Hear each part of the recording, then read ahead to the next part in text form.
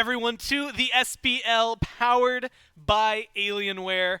But we're going to talk about these Maxnomic chairs. You saw, not only can it give you your focus and all of the other things that we've done over the last however many years now. I guess it's only 2. Jeez, time, oh my God. Time, it is 2 years.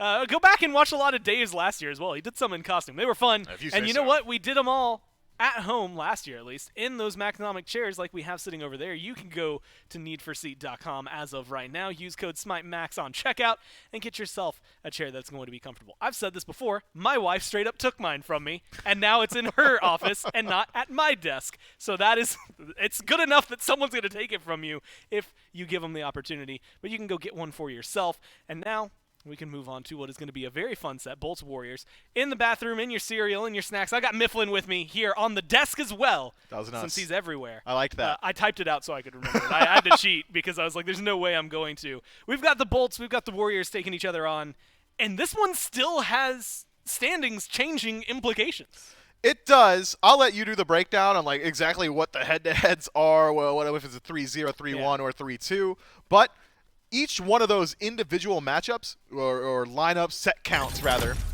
kind of changes everything. It's wild. Yeah. It's this weird area. Last week, if you were watching, Warriors lost to the Scarabs 3-2. So head-to-head goes to the Scarabs over the Warriors.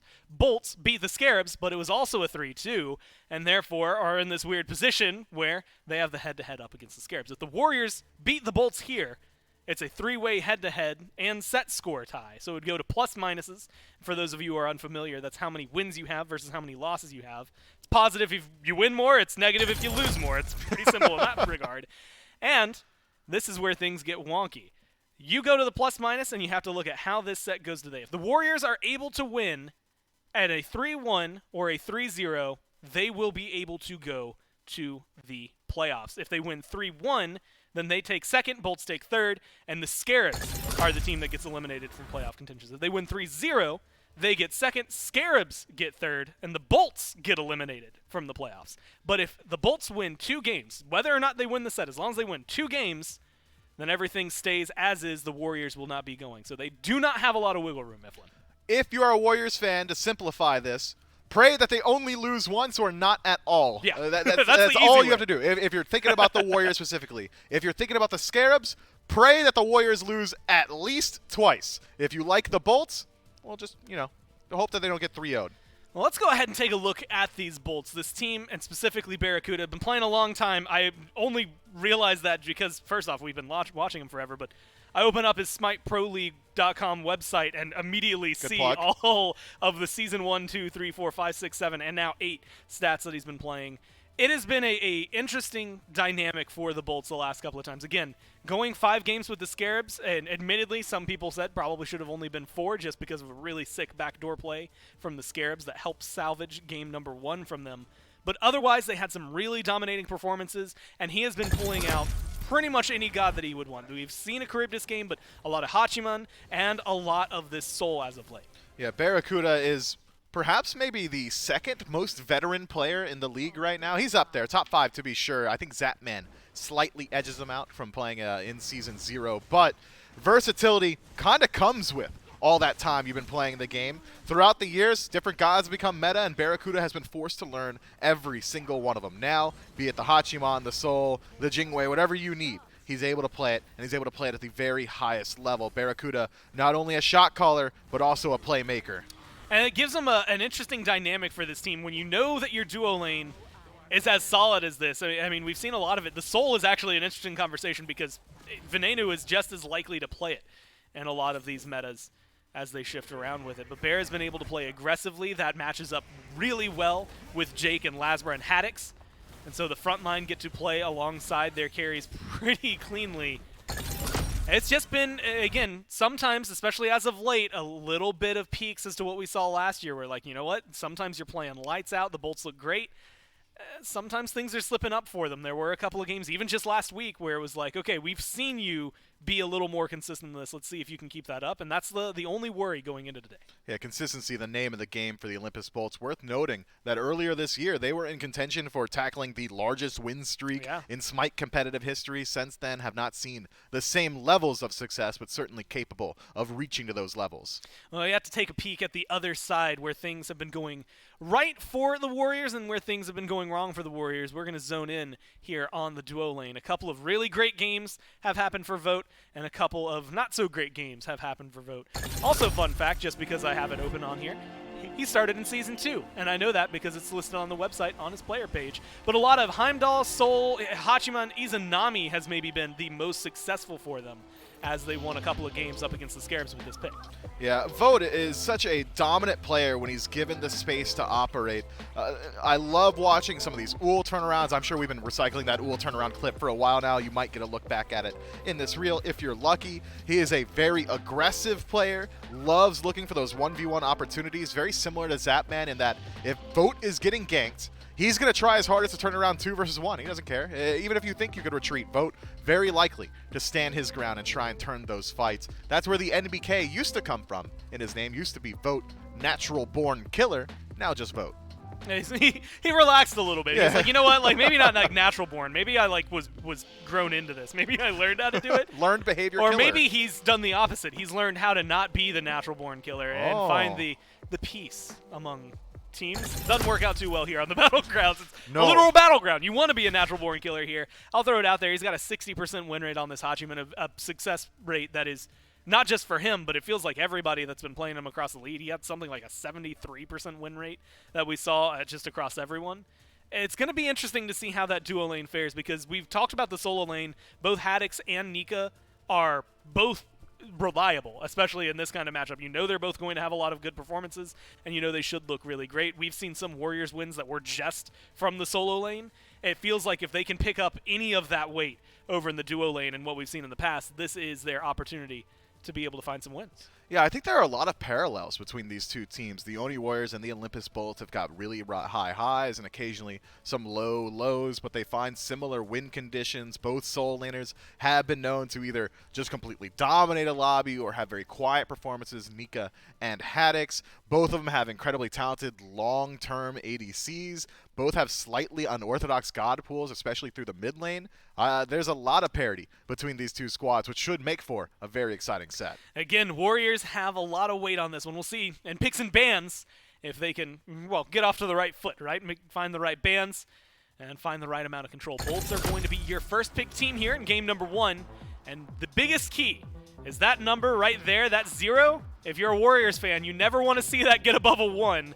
If you're a Bolts fan, you'd love that to hit 2 or 3 because that means they're going to be guaranteed for the playoffs, and that is going to be their goal here.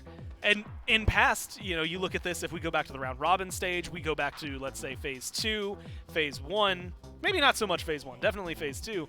You're expecting this to mostly be a 2-0, you know, in those best of 3 areas. Here, having to have that extra game might cause some trouble for the Bolts. Yeah, the Oni Warriors since Phase 2, though, have got Neoma relocated to the States, so playing on a more standardized ping.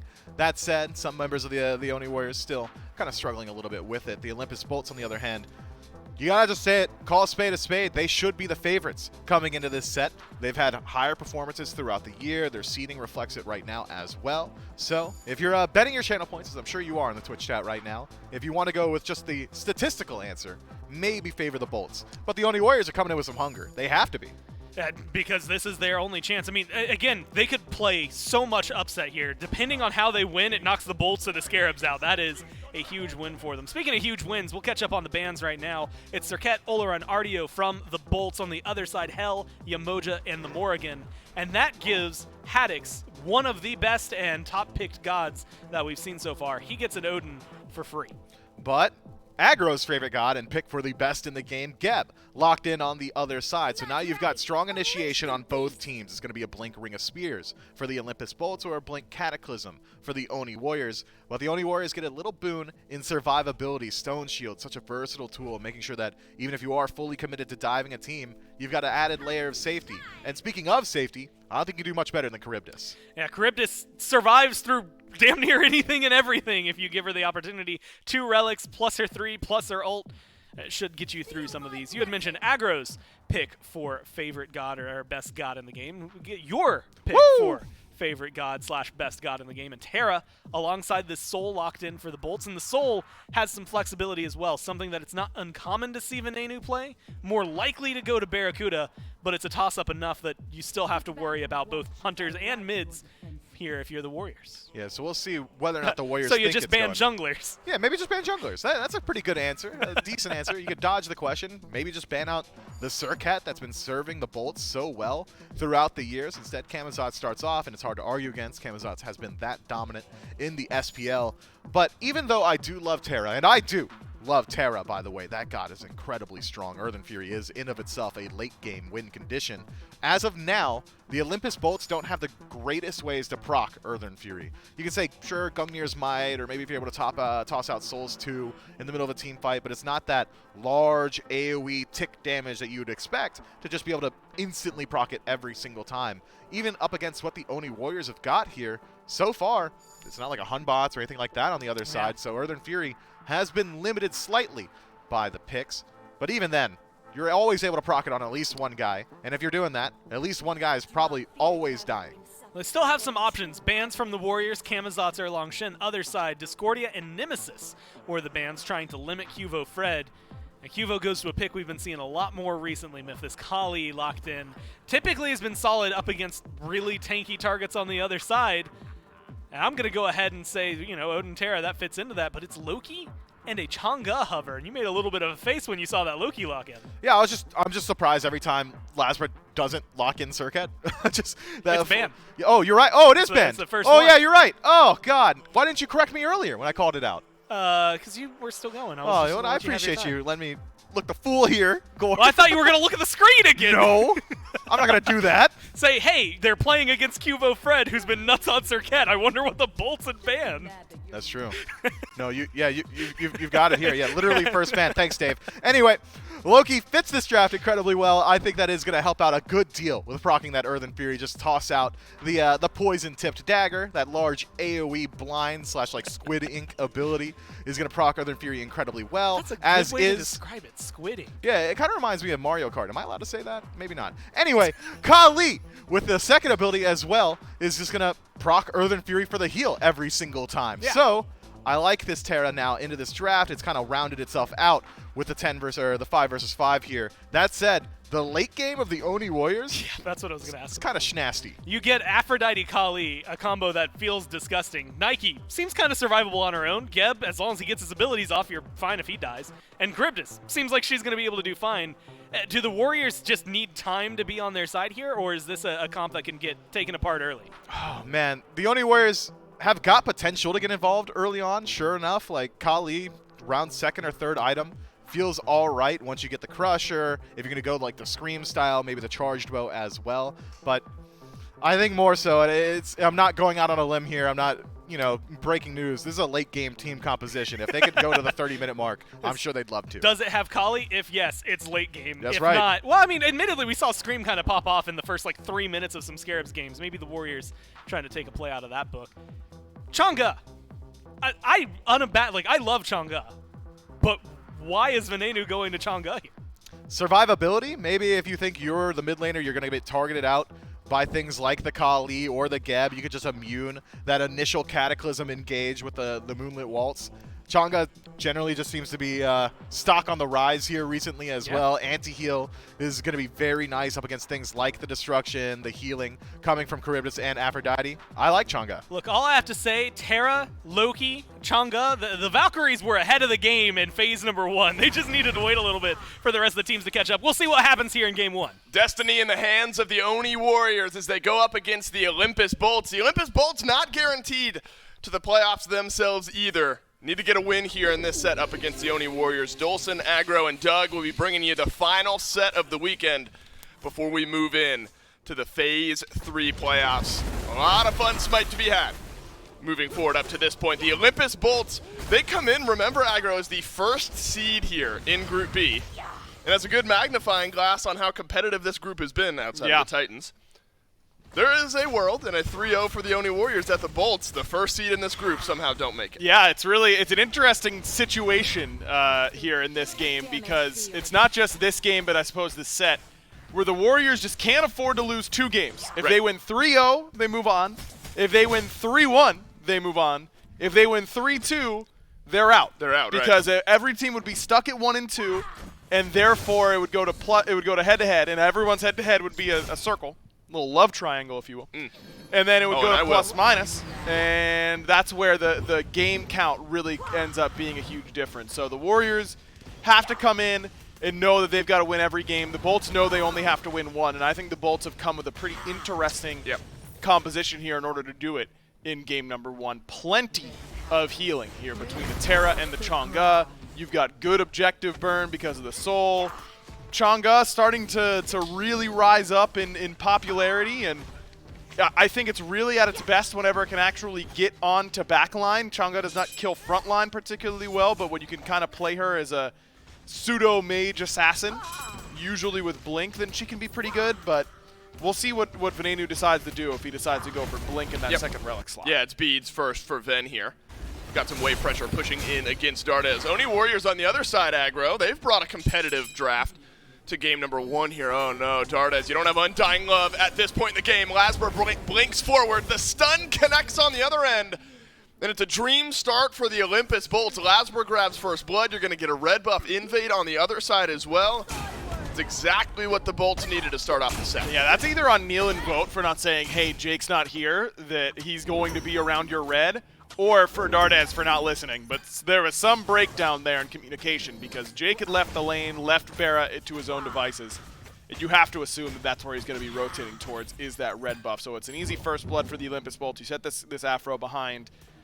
But they set it on the desk, man. This late game for the Warriors looks pretty unstoppable to me. I really think if we get to 30, 35 minutes, I just don't see how they lose. Got to get there. Awesome Jake. Got to get back to his tier 1 tower here. Whirlpool in for Vote, but now Barracuda has his cooldowns up. He can send some damage right back towards the duo lane of the Oni Warriors. Med pulsing out from Jake provides a little bit of healing to the duo lane, keep him nice and sustained up there in that lane. I think it's an interesting comp here for the Oni Warriors. You mentioned kind of late game powerhouse. It's putting a lot on the plate of Cuvo Fred, though, isn't it? You're putting some confidence in his abilities if the game goes on to play this Kali as a hyper carry style jungler. And that's something Cuvo Fred has struggled with, admittedly, so far here in Season 8. But with a comp like this, it shows the Oni Warriors haven't faded in their confidence. They believe Cuvo Fred can play this style. Yeah, it's a good point. I mean, Fred has not played this style very well this year, really at all. But, you know, Kali on ping, it is kind of hard to stick to people with melee autos, I think, in those moments. So maybe, you know, Scream's build doesn't include the hastened katana. Maybe I would include it in that spot. Whoa, big burst damage from Barracuda onto Vote. Awesome Jake still has his ultimate. We'll hold on to it here. Vote survives as well, but there's no beads now for this Charybdis. You're going to have to use all forms of CC immunity if Lasber makes his way to the left side of the map, but Laz is over on right now, so it looks like Vote should be fine for the time being. Purple buff is up, though. Could see a return skirmish. Barrett's got to be careful, though, as well. He's got beads that avoids the stun, but Vote will just clear out some of this wave with the damage. Yeah, not a huge commit, but how about Venenu stepping in, gets the red, but can he get out is the question. Plenty of damage onto Cuvo Fred and Neilma. Undying Love on its way from the mid lane, but Cuvo Fred is already in the destruction. Venenu will live. Cuvo Fred will not. Dardes has Undying Love. Guess he just couldn't get the link through with Cuvo Fred there by the end of it. And now the Olympus Bolts have gotten away with another kill in this one. Then Nika rotating over from solo lane as well. Bad to worse. Rains it pours, and the Olympus Bolts, they'll grab another couple of kills.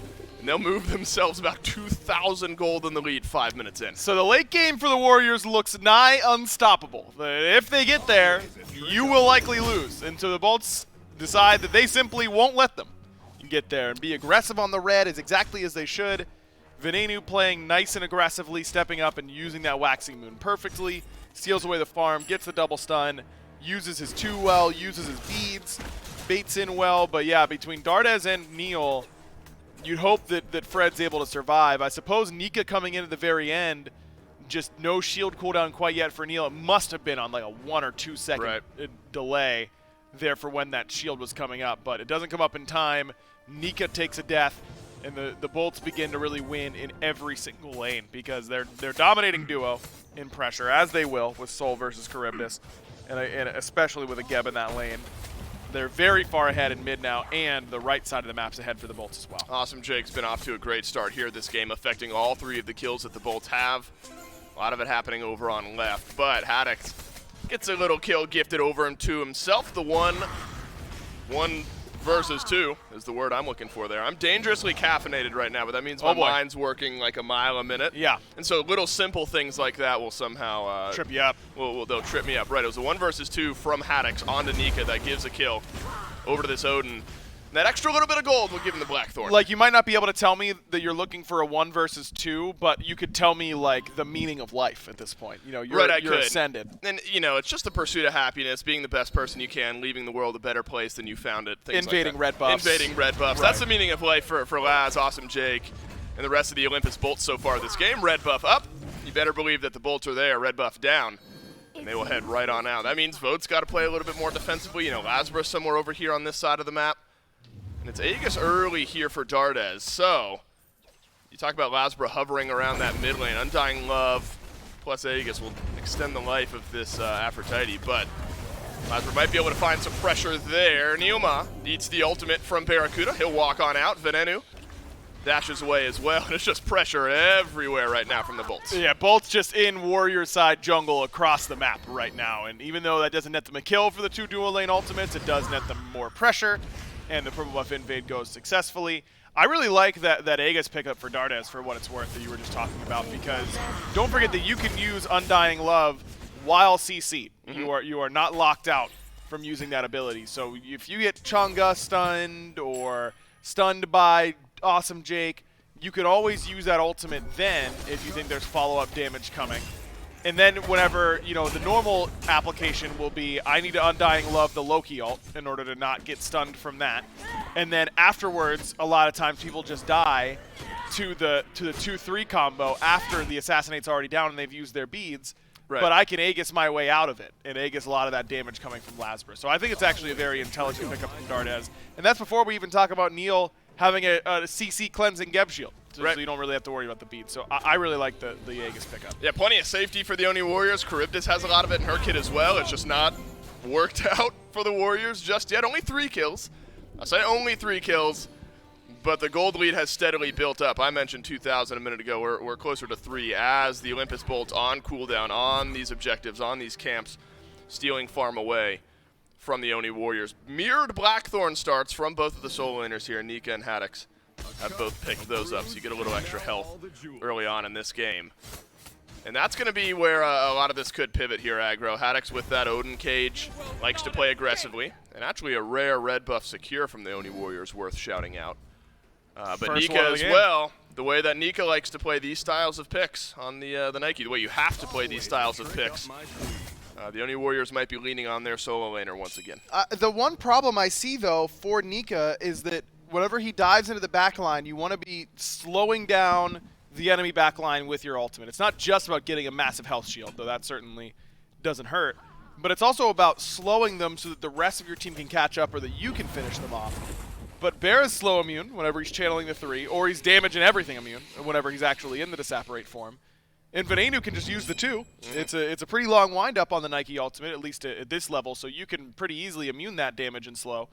So I think that Nika might really have some trouble on doing the usual Nike stuff in the back line and getting actual utility out of that Sentinel of Zeus. So instead, you know, how can he be playing it? Can he be using it to try and peel for Dardez and for Fred? Are Fred and Nika really going to be diving together, or is it going to be a little bit more front-to-back focus with the way they play these team fights? I think the Warriors may have some pretty big questions to answer in that front.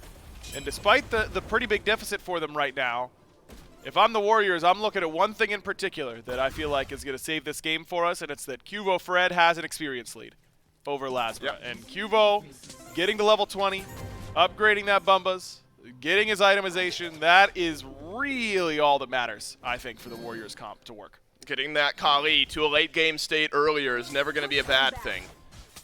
And so, if Cubo Fred is able to kind of chill, farm things up, maybe maybe you start to see some light at the end of the tunnel for the Oni Warriors. It's not all doom and gloom, but it's not a great start to this best-of-5 set. Though there is some padding for the Oni Warriors, as we've mentioned. One game loss is still okay for their chances at moving forward into the Phase 3 playoffs. You hope, though, Aggro, that knowing you have a little bit of cushion, that one-game cushion, doesn't have you letting off the gas early on in a set like this. I don't think the Warriors would fall into that sort of trap, but something that might take other teams by surprise. In the same way the Bolts on the Pyromancer might be surprising. Double Cataclysm from Neoma, but he'll roll on out. Awesome Jake jumped on by the rest of the Oni Warriors who are here on right. Wow. It looks like a dropped objective by the Olympus Bolts. The Oni Warriors will not pick it back up. And the Pyro will live on despite dropping to half. Yeah, didn't end up using the ultimate there from Venenu or Jake. Jake playing very patiently with the ultimate. Not patient whatsoever with his positioning, but that's par for the course. Yeah, that's what you get with Jake. 408. Yeah, he's getting in there regardless of the state of the game. And he was in the enemy backline, not quite enough damage to lock him down. And the CC for the Oni Warriors is there, but a little bit hard to confirm at times. You know, Kali stun is just melee range. Dardes doesn't always want to be using his Kiss because whenever you use it on an enemy, it puts it on a long cooldown in comparison to just changing your Kiss targets with your one otherwise. Nika can't knock him up. Yep. You know, there's a lot of reasons why this Terra is hard to kill normally, but against the Warriors comp, I think it's even harder. Oh, the net worth chart's pretty telling at this point. Everyone from the Bolts above their counterparts by a pretty hefty margin. This would shrink up that gap a little bit, though. Pyromancer pulled by the Oni Warriors, and the Olympus Bolts just not on this side of the map. And there's also no immediate reply on the Gold Fury. And so a small win, literally the smallest as far as the gold graph goes over there on the right. But it's going to be headed back in the direction of the Olympus Bolts once this Gold Fury gets secured, and this is going down quickly. Maybe this is just a call the Oni Warriors realize a big fight around the Gold Fury is not going to go their way. Yep. Let's take the quick objective that we can. We know we're giving up gold on left. Yeah, it's all about falling with style whenever you've got a composition like the Warriors have here. That's a topical reference, even though it's a very old movie, because there's a new Buzz Lightyear movie coming out, if you didn't know that. But oh, I did. It's all. And they got rid of his chin swirl. I know. Although I don't, in a more realistic animation style, I don't know how the chin swirl works unless it's like hair. But it's I really feel a like chin dipper, you right? could pull off a chin swirl, Dave. I don't know what that means, but I feel like you could do it anyways. I don't know. I guess it depends what it is. If it's like a hair swirl on the chin, Yeah. then maybe. Yeah. If it's like the Toy Story animation version of like a chin dimple, I don't know. We're getting into sketchy like chin morphing. We all know you could be the Crimson Chin. Like, we all know it. That's not a secret to any of us. What was his sidekick's name? Clef, the boy Chin Wonder. The boy Chin Wonder, that's right. That's right. Vote and Neoma, they're going to look to make some superhero plays happen. That's a good start from Neil. But look at this from Jake and Barracuda. They shrug off the initial engagement. No stun from Vote. Awesome Jake taking plenty of damage from Cuvo Fred. Where's the rotation from Lasber? It is here. And it looks like the Oni Warriors are able to disengage just in time. That's two decent ultimates spent by the Oni Warriors. Jake will drop his down as well, though. Shell from Barracuda's also out. But it's still pressure for the Bolts here on left. You're dropping down your buff. And the Olympus Bolts continue to run things on the left side of the map. Look, I like the idea there from the Warriors. I don't really know why Vote was so trigger happy with that ultimate. Feel like he should have just waited for Fred to land the stun, and then it's an easy follow-up on Jake with your own Charybdis stun. But, I mean, Jake had the damage mitigation from his own ult. He still had meditation in the back pocket. He was always going to be okay. Well, Cuvo Fred was in the mist there, but the Olympus Bolts able to read it properly. Venenu has been an absolute farming menace here in game number 1. He is level 15 to Dardez's 12. Jeez. Ethereal Staff now completed for Ven. As the little, I might get trouble for that. I don't know what the rabbit's name is. I was going to say the little rabbit friend brings back the Ethereal Staff, but I'm sure there's an actual name. Dave, I don't know how to tell you this, but I don't know the rabbit's name either. Oh, thank God. All right, you and I are in solidarity with one another here. At any rate, the rabbit friend brings back the Ethereal Staff to Venenu. And we started just called the Jade Rabbit. All right, so I'm not feeling as bad. No, you should. I said rabbit. I'm just missing the word Jade there. So the Some Jade would Rabbit. say that's more important, but I wouldn't. Right. Well, the Jade Rabbit brings Ven back the Ethereal Staff. And Aggro, that's actually been a pretty popular item on the rise here out of the mid lane. In builds where we started to see penetration delayed on a little bit later in the builds. Ethereal Staff has slotted in nicely kind of in the middle. Yeah, it's kind of pseudo-pen. You know, it gives you power, and it gives you a proc that deals max HP damage. And so up against the tanks who you're struggling to kill, that boosts your damage numbers. It also makes you a little bit tankier against these assassins who you feel like kill you so fast. So you kind of get everything you want without getting actual pen, but it scales well throughout the game. I like it. To jump in from Lasbra and Haddix. Numa locked alone in the cage. The Undying Love will sustain him for just a little bit. And that's a nice Cataclysm from Neo, but an Assassinate right back in from Laz. And the killing has resumed with Haddix notching his second of the game. And the Olympus bolts just poured all on Neoma. Unfortunately, no Pyro, no Fury to fight for, but you're always going to take a kill if you're the bolts, especially if it's allowing you to find more pressure on left, more pressure in mid.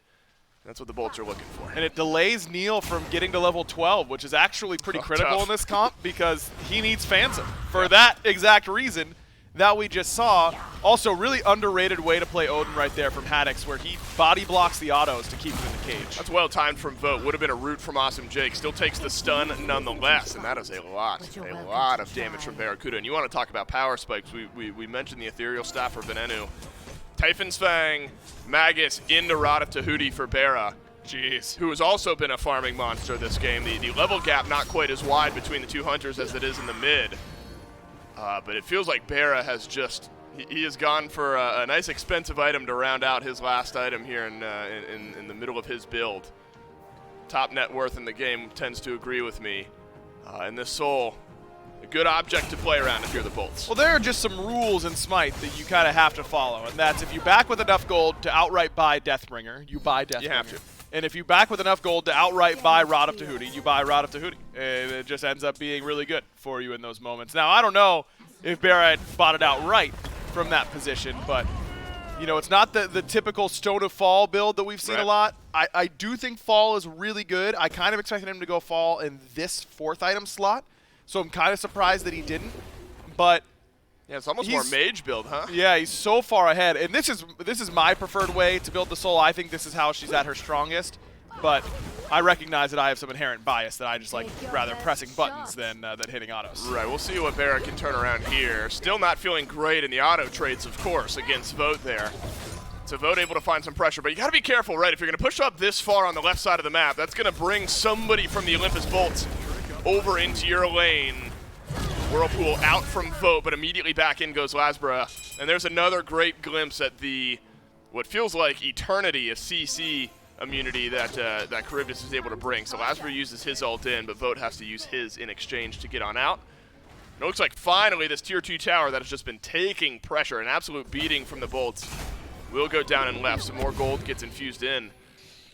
You know, it's a proactive play style from the bolts aggro. They're still looking for these kills. They're mainly playing the map and finding themselves pressure there. They're up 9,000 They're up 9,000 gold. I don't think you can poke many holes in the way that the bolts are playing this game. No, they're playing entirely around duo. And with the lead that Barra and Jake got over there up against the Charybdis Geb lane, which is just so low pressure, I really like the way the bolts have played this game so far. They've executed their game plan nicely. They've invaded on the left-hand side. Haddix has really abandoned the solo lane instead just to hover mid and be ready in case of an engagement. But it's really been, don't let anyone get to Barra. Barra would win the fights if he were in them, but why make him fight at all? Because he could just PvE his way to a victory right now. And Barra's picked up Shell as his second relic. Love it. And so Disapparate, of course, going to help you out with some of the immunity in these fights. And Shell will provide you more uptime to deal that damage. The mage playstyle, per se. A little bit easier to deal with the Kali with the Shell there instead of the Aegis. Aegis, she's still just kind of like chopping you up. You're just immune, and then your Aegis falls up, and then she goes, oh, okay, cool, I get the chop still. At least whenever you've got Shell, it's actually better now against Kali than it used to be, because against fast attack speed characters, 2 block stacks don't matter much. Right. But having to make them eat through the entirety of a shield that they're doing 50% less damage to matters a little bit more. And you can actually return damage. You can force her to jump away, you can force her ultimate, force it so that at least your teammates can kill her if she's going to all-on commit to you. You know, buys you time. If you Disapparate, then Shell on the back end of your Disapparate.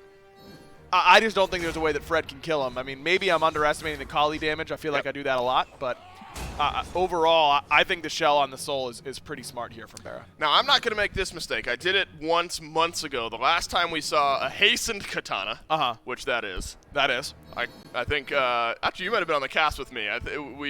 It's golden in color around it. Oh, yeah. But it is not the golden blade. Yeah. That is hastened katana. You know, I messed up as a bit, though. Right, it was purely a joke. Totally not intentional. Right, I just hadn't. Like, had my remember what I copy yet. said King Arthur couldn't crit? That was a joke by me. Yeah, we're having a laugh as Neilma jumped on by the Olympus bolts, and we've seen this story once or twice before. Nice Sunder immediately rips that shielding away. Haddix leaps on in. He'll take a stun as well, though. You're starting to see some of that damage from Cubo Fred whittle away the health bar of Haddix. Lasbra still over in mid, hasn't used Assassinate yet. Undying Love's still up, though, so that makes those targets maybe a bit more limited for this Loki. 1 for 9, and unfortunately, yet again, it's on Neilma, but immediately back to the FG. Go to the Olympus Bolts, the Oni Warriors. They'd like to have something to say about it, but I'm not sure they can. I mean, Barra's burn here is going to be intense, but Haddix looking for the fight more so. Jump, blinks, all on Dardes. Doesn't have that cage up. Does not have cage, and maybe doesn't have a chance to live out of this one. Leaps on away, beads used. And so Haddix gets a second chance at life, and so does the Fire Giant. The Bolts will drop it before heading on back. And it looks like maybe Haddix's health bar low enough. You're going to get a little sustain from Ven here. But now, fully stocked up on teammates, the Oni Warriors able to show some face. Olympus Bolts just checking the response time of the Warriors. I mean, they've got such a commanding lead right now that Fire Giant is kind of a risky call because you don't have great secure. So if they just come in and accidentally steal it away, then that prolongs the game. I kind of like this call from the Bolts to not go for the FG. But I do think they should be forcing the Warriors to play as 5 because the best thing to be doing right now if you're the Warriors is splitting up and spreading out on the map, getting your farm. The waves are worth a lot at this point in gold and experience, so it'll catch you up pretty quickly. So if I'm the Bolts, I don't really want the Warriors to split up and farm the map efficiently. Right. I want to group up on these tier 2s and take these down. And if they don't want to fight us there, fine. We'll get another 3K gold between them combined. And then by that time, Gold Fury's up. If they don't want to find us there, fine. You know, we'll basically finish our item builds off that. And then if they don't want to, and then we can go to Fire and take a fight that we should be a little bit more advantageous in, even than they are now. All this time, the Olympus Bolts have been farming up as well. Aggro, Lasbra goes back, completes his Bumba's Hammer, has Heartseeker there as well. This Loki is going to hurt if the target selection is on one of these backliners, which you know Lasbra likes to look for. Barracuda, much like me, reads one page in a book and then moves on to something else here. Thought about Soul Reaver, and then into the tier 2 ring. Maybe gets more auto attack shred on these objectives. This will be a 2 versus 1 in mid, but that also means it's a lopsided fight. You're right, Aggro, underneath this tier 2 tower. So at least a trade here from the Oni Warriors. Tier 1 in mid for tier 2 in right. Lasbra could make this difficult, though. The Oni Warriors, or the Bolts rather, know where these two members of the Oni Warriors are. And so instead of being able to back and help defend this Phoenix immediately, it's going to be a long journey back for Dardes and Cubo Fred. With a little pressure on the Phoenix. Yeah, they might have cut them off. Lasbra's actually shading over to the other side, but they do not want to commit to the fight. And that's a lot of respect given to the Olympus Bolts. And you know what? I think they've earned it. That's a knockup from Neilma. Walls up and together. It feels like a tower dive, should the Oni Warriors put up a fight, was pending there, but the Oni Warriors back away after that last little bit of shred comes through. And so you're spot on there, Aggro. It's just tier 2s for the Bolts for the tier 1 in mid that ends up getting traded out. There's a Gold Fury up as well. Barracuda's got plenty of damage, might just be able to do this one on his own. And so you can head on back to base after this if you're the Olympus Bolts. Spend some gold, head on back into the Fire Giant, and feel just fine about your chances. Yeah, love the way the Bolts are playing it. Methodically, you know, game plan just need very one win, clear. right? Just need to get one win to make sure that you're in. Then, you know, whatever happens after that happens, whether or not it's going to be the Warriors or the Scarabs joining you. So you can kind of take this at your own pace if you're the Bolts, if you get this win. I feel like a mature play style for the Bolts right now. It does. You know, there are games where it feels like the Bolts kind of throw caution to the wind, which is not always a bad thing. No. And when you got players on your team like Jake and Haddix, you like to play that way, and sometimes it's for the better. But in a very important set where you just need to win one, I think the mature play style is the right approach here in Game 1. They've got a great chance at punching their tickets to the Phase 3 playoffs. Agreed. I think that this is the type of game that, you know, the Bolts have to be ready to play come playoff time. You know, if they give you little advantages like a really weak laning phase between Geb and Charybdis, then you've got to be able to show teams that they can't disrespect you in that way and that you'll punish them for it. And they have. That's fair to say. They have absolutely punished them. Well, the Oni Warriors are here. They're maybe looking for one fight to turn this game around. Haven't seen the power of Cubo Fred in a minute. Might catch the Olympus Bolts by surprise. Nika is jumped on, and Neoma is leapt on as Haddix finds his way into the back. Destruction out from Cubo Fred. Dardes holds on to the Undying Love. Shield out from Neil. And Cubo Fred will make it out. Still Undying Love for Dardes. You're waiting for the last possible moment to use that. But instead, the Olympus Bolts have found themselves a re-engage. Neoma stunned, jumped on, and taken down by Haddix. But Haddix in a bit of trouble, has the bead, so no stun comes through, still has the shield. Lasbra's behind the Warriors, and that's going to be the door opening right back up, and the Warriors are pinned against the wall. A 2-for-none so far as the Olympus Bolts continue to surge themselves forward here. If you're able to find more picks, you might not even need the FG. And all eyes are on this right side Phoenix. No wave here for the Bolts, so I don't know if they can go for the end. I think the Titan would cause too many problems for them, but this should be a Fire Giant on the back end, and that was a great flank coming from Lasbra. Just really read that fight super well. That's a skill that you have to develop as an assassin for sure. And he was on point with how he could path, get behind everyone. His target selection was good, looking for Fred, knew he didn't have that ultimate or the beads up and available.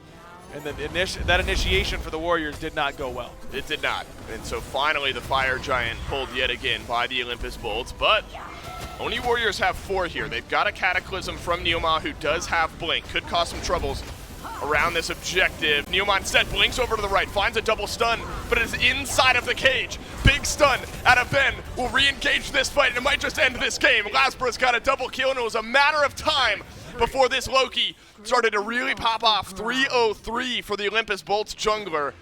And now maybe 2 picks is what the Bolts need to feel a little bit better. I'm surprised the Warriors were willing to come up and fight that at all, because they were still down 2 members. It's a 5v3, and it's not like the Bolts were really hurting that much. They've got Terra and Chang'e sustain to keep them up and healthy. The Warriors just kind of stagger their deaths a little bit, and it ends in the same result. The Bolts 5 strong with the FG. 2 minutes away from it being enhanced, so that's at least a little victory in a sea of losses for the Oni Warriors, is that you're just dealing with standard Fire Giant for 1 push. What feels bad, though, you want to add another loss to the column, it's that the Bolts have no more towers to deal with, right? They already knocked down all of the tier 2s. The right side Phoenix is already gone. You are now able to go back and spend after a series of winning fights, and there is nothing standing in your way from a Phoenix Siege and getting full value out of this FG. And with Bera having nearly 6 full items, still working on finishing that book, as you said earlier. But he's got the ring. If he's anything like me, it will never get finished. Well, I think he is going to be a lot like you in this instance, Dave, because I don't think he's going back to base again this game. That's right. We're still working on Lord of the Rings. 4 years in the making. Come on, man. I'm not saying it's a bad book. I'm just saying. I don't have any. I'm saying unless I'm on a beach, I'm not reading. That is the best place to read. It's not even close. Here are the top 2 places to read, and it isn't close. Beach number 1, yep. Hammock number 2. Hammock number 2. Yep. Location of hammock maybe doesn't matter because you're in a hammock. It helps if you're like near a lake or something. Look, the Bolts, this is making me think about vacation. Probably feels like vacation for the Olympus Bolts in game 1. 30 minutes in, and there's no pushback from the Oni Warriors. Around the left side, Phoenix. Haddix able to get decent value out of that ultimate. Notable, maybe small, maybe big, no phantom pickup for the Oni Warriors. Right, double on. You're going to have to get out of the cage the old-fashioned way. They do have Charybdis, though. We saw right there that Vote's able, he's got that little machine gun triple burst at the end of the auto attack chain. That counts as 3 autos, and you only need 5 in order to knock down a portion of the Odin cage. Some fire minions onto the Titan here, but the rest of the Olympus Bolts, 4 ultimates ready to go. Every relic in the game is also ready. About as close to a fully stocked up team fight as we're going to get here, but the Olympus Bolts heavily favored. Haddix leaps into the back. That would have been a great cage, but it's still halfway back from coming off of cooldown. Neoma, double Cataclysm, big knockup from the Geb as well, and an immediate repel from the Oni Warriors on the first attempt. That's 1 onk down. Neoma's on cooldown, but Nika still has his for Jake's ult. Haddix's cage is back up, and he has found the squishies. The Olympus Bolts immediately follow up, and then Ben sends a stun their way as well. Ben is on a killing spree. The Olympus Bolts are on a rampage. Lasbra's got another as well. The Titan will crumble, and the Olympus Bolts will punch their ticket to the Phase 3 playoffs. They blanked them in Game 1, 11-0, and you want to talk about clinical precision by the Bolts. It was, we are going to be here, take this buff, here, take this buff, and then we're out. We're not sticking around. We're not getting caught. We're not taking fights we shouldn't. You don't win 11-0 in 20-something minutes and make it look that easy that often. That was impressive by the Olympus Bolts. The Oni Warriors not out of the Phase 3 playoffs. Nope. Yet. They just got to win 3 in a row. They got to win 3 in a row. Easy. Right, you drop one more game, even So if you simple. win, even if you reverse sweep the Bolts here, not going to make it through. You got to win 3-1 or better. Yep. And you're not getting better than 3-1 at this point. Got to be 3 No, straight sir. for the Oni Warriors to go to the Phase 3 playoffs. Going to be hard if the Bolts are playing this way. We'll see if the Warriors can turn it around in Game 2 right after this.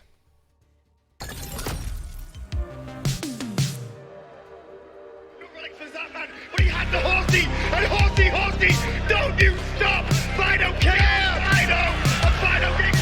I gave up dabbing for Lynn. Cool. No more dabbing for final call. He looked at me and said, I'm going to be on that stage next year. I'm going to become a world champion. Ripping through, Titan, down, ball 3, a double cover stop.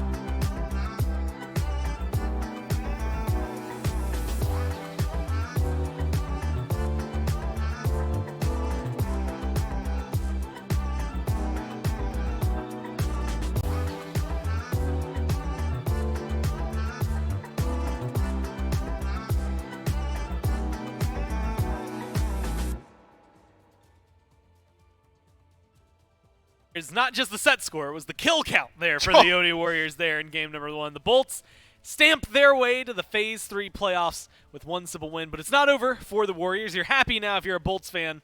The Warriors still have their chance to make it. They just need 3 in a row. Not an easy task, but not impossible for them. Before we get into that, you saw all of those great jerseys in that video. Of course, there's a lot more than that. We've talked about what you can buy that's SMITE Pro League branded. You can also get something to cover the other half of the body, not just your hoodies and jerseys and shirts and all that. You can get your joggers to cover up your legs, all of those for every single team. And of course, if you need some more accessories for your desk, or, and I'm going to say this, if you're using a mouse on a blank table or desk, They don't exist. buy surely. a mouse pad. Animals. For the love of God. And here's a good place to get one. Shop.smiteproleague.com. All of the designs are phenomenal, so make sure you go and pick yours up. You can get one for any team. You can see there the Bolts and the Warriors mouse pads and joggers they came through. I will say every time Bear has come into studio that I've paid attention to what he is wearing, he has been wearing a Bolts jersey, hoodie, and joggers without fail. Swag. So you know he's going to be styling on you. You got to be styling on him the next time you get to see it. The only way to do that is to go to shop.smiteproleague.com. Mifflin, the Bolts do some great work there in Game 1. The Warriors don't, but that doesn't matter because the Bolts get the win. And it's not to say that the Warriors didn't do great work. They just didn't do work whatsoever. The Olympus Bolts pulled an early lead. I believe it was about 2 kills at around the 6-minute mark. And from there, I looked up. Maybe 5 or 6 minutes later, they were sitting at 4 kills. And you're thinking 4 kills to 0. That's not the worst thing on the planet. Maybe it's about 1,000, 2,000 gold. It was 10,000. They were up 10,000 gold with 4 kills. Yeah, they kind of did the whole macro part, right? Like we talk a lot about like, oh man, look at these little, where mid camp's going to go. Those things will matter depending on how close the game is. This one was a lot of kill you dead, and Odin was leading the way for it. Yeah, and this is something that I want to tie back into the initial desk when I brought up the fact that both the Oni Warriors and the Olympus Bolts have parity in their play style. This is something that has happened to the Bolts in the past, in that something in the early game doesn't go their way, so they slow down, they wait, they keep winding up, gearing up for that massive counter punch, and the opportunity never arises. The chin is never exposed, so there's no point where there was any fight back, and we saw that in this match from the Warriors. This time around, it was the Olympus Bolts starting off every single engagement, choosing their fights very wisely, by the way. And the Oni Warriors essentially didn't fight back until it was much, much too late. Sure enough, the Oni Warriors had themselves a composition that scales incredibly well into the late game. But if you're 20,000 gold down, I'm not sure that you're really biding your time and that you're just losing the entire time. I want to see the Oni Warriors get involved earlier in Game 2. We'll have to see what adjustments they make, and I will throw it out there. It's only 0-2 and 0. Neil had 5 deaths to his name, but Cuvo is the one that I always look at. First off, 1, 2, 3, 5. Come on, Neil, just die one less time.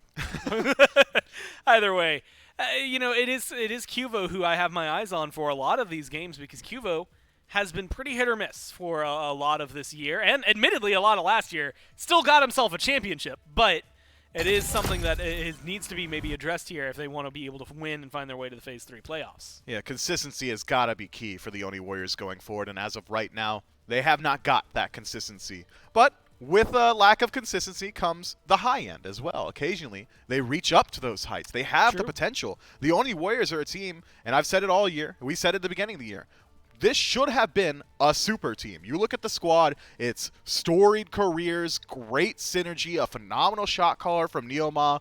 You just think this squad has just got so much potential, and as of right now, they still have not fully lived up to it. We've seen it a couple of times throughout the year where it's, wow, the Oni Warriors, they're looking really good. Wow, the Oni Warriors, they've established their strategy.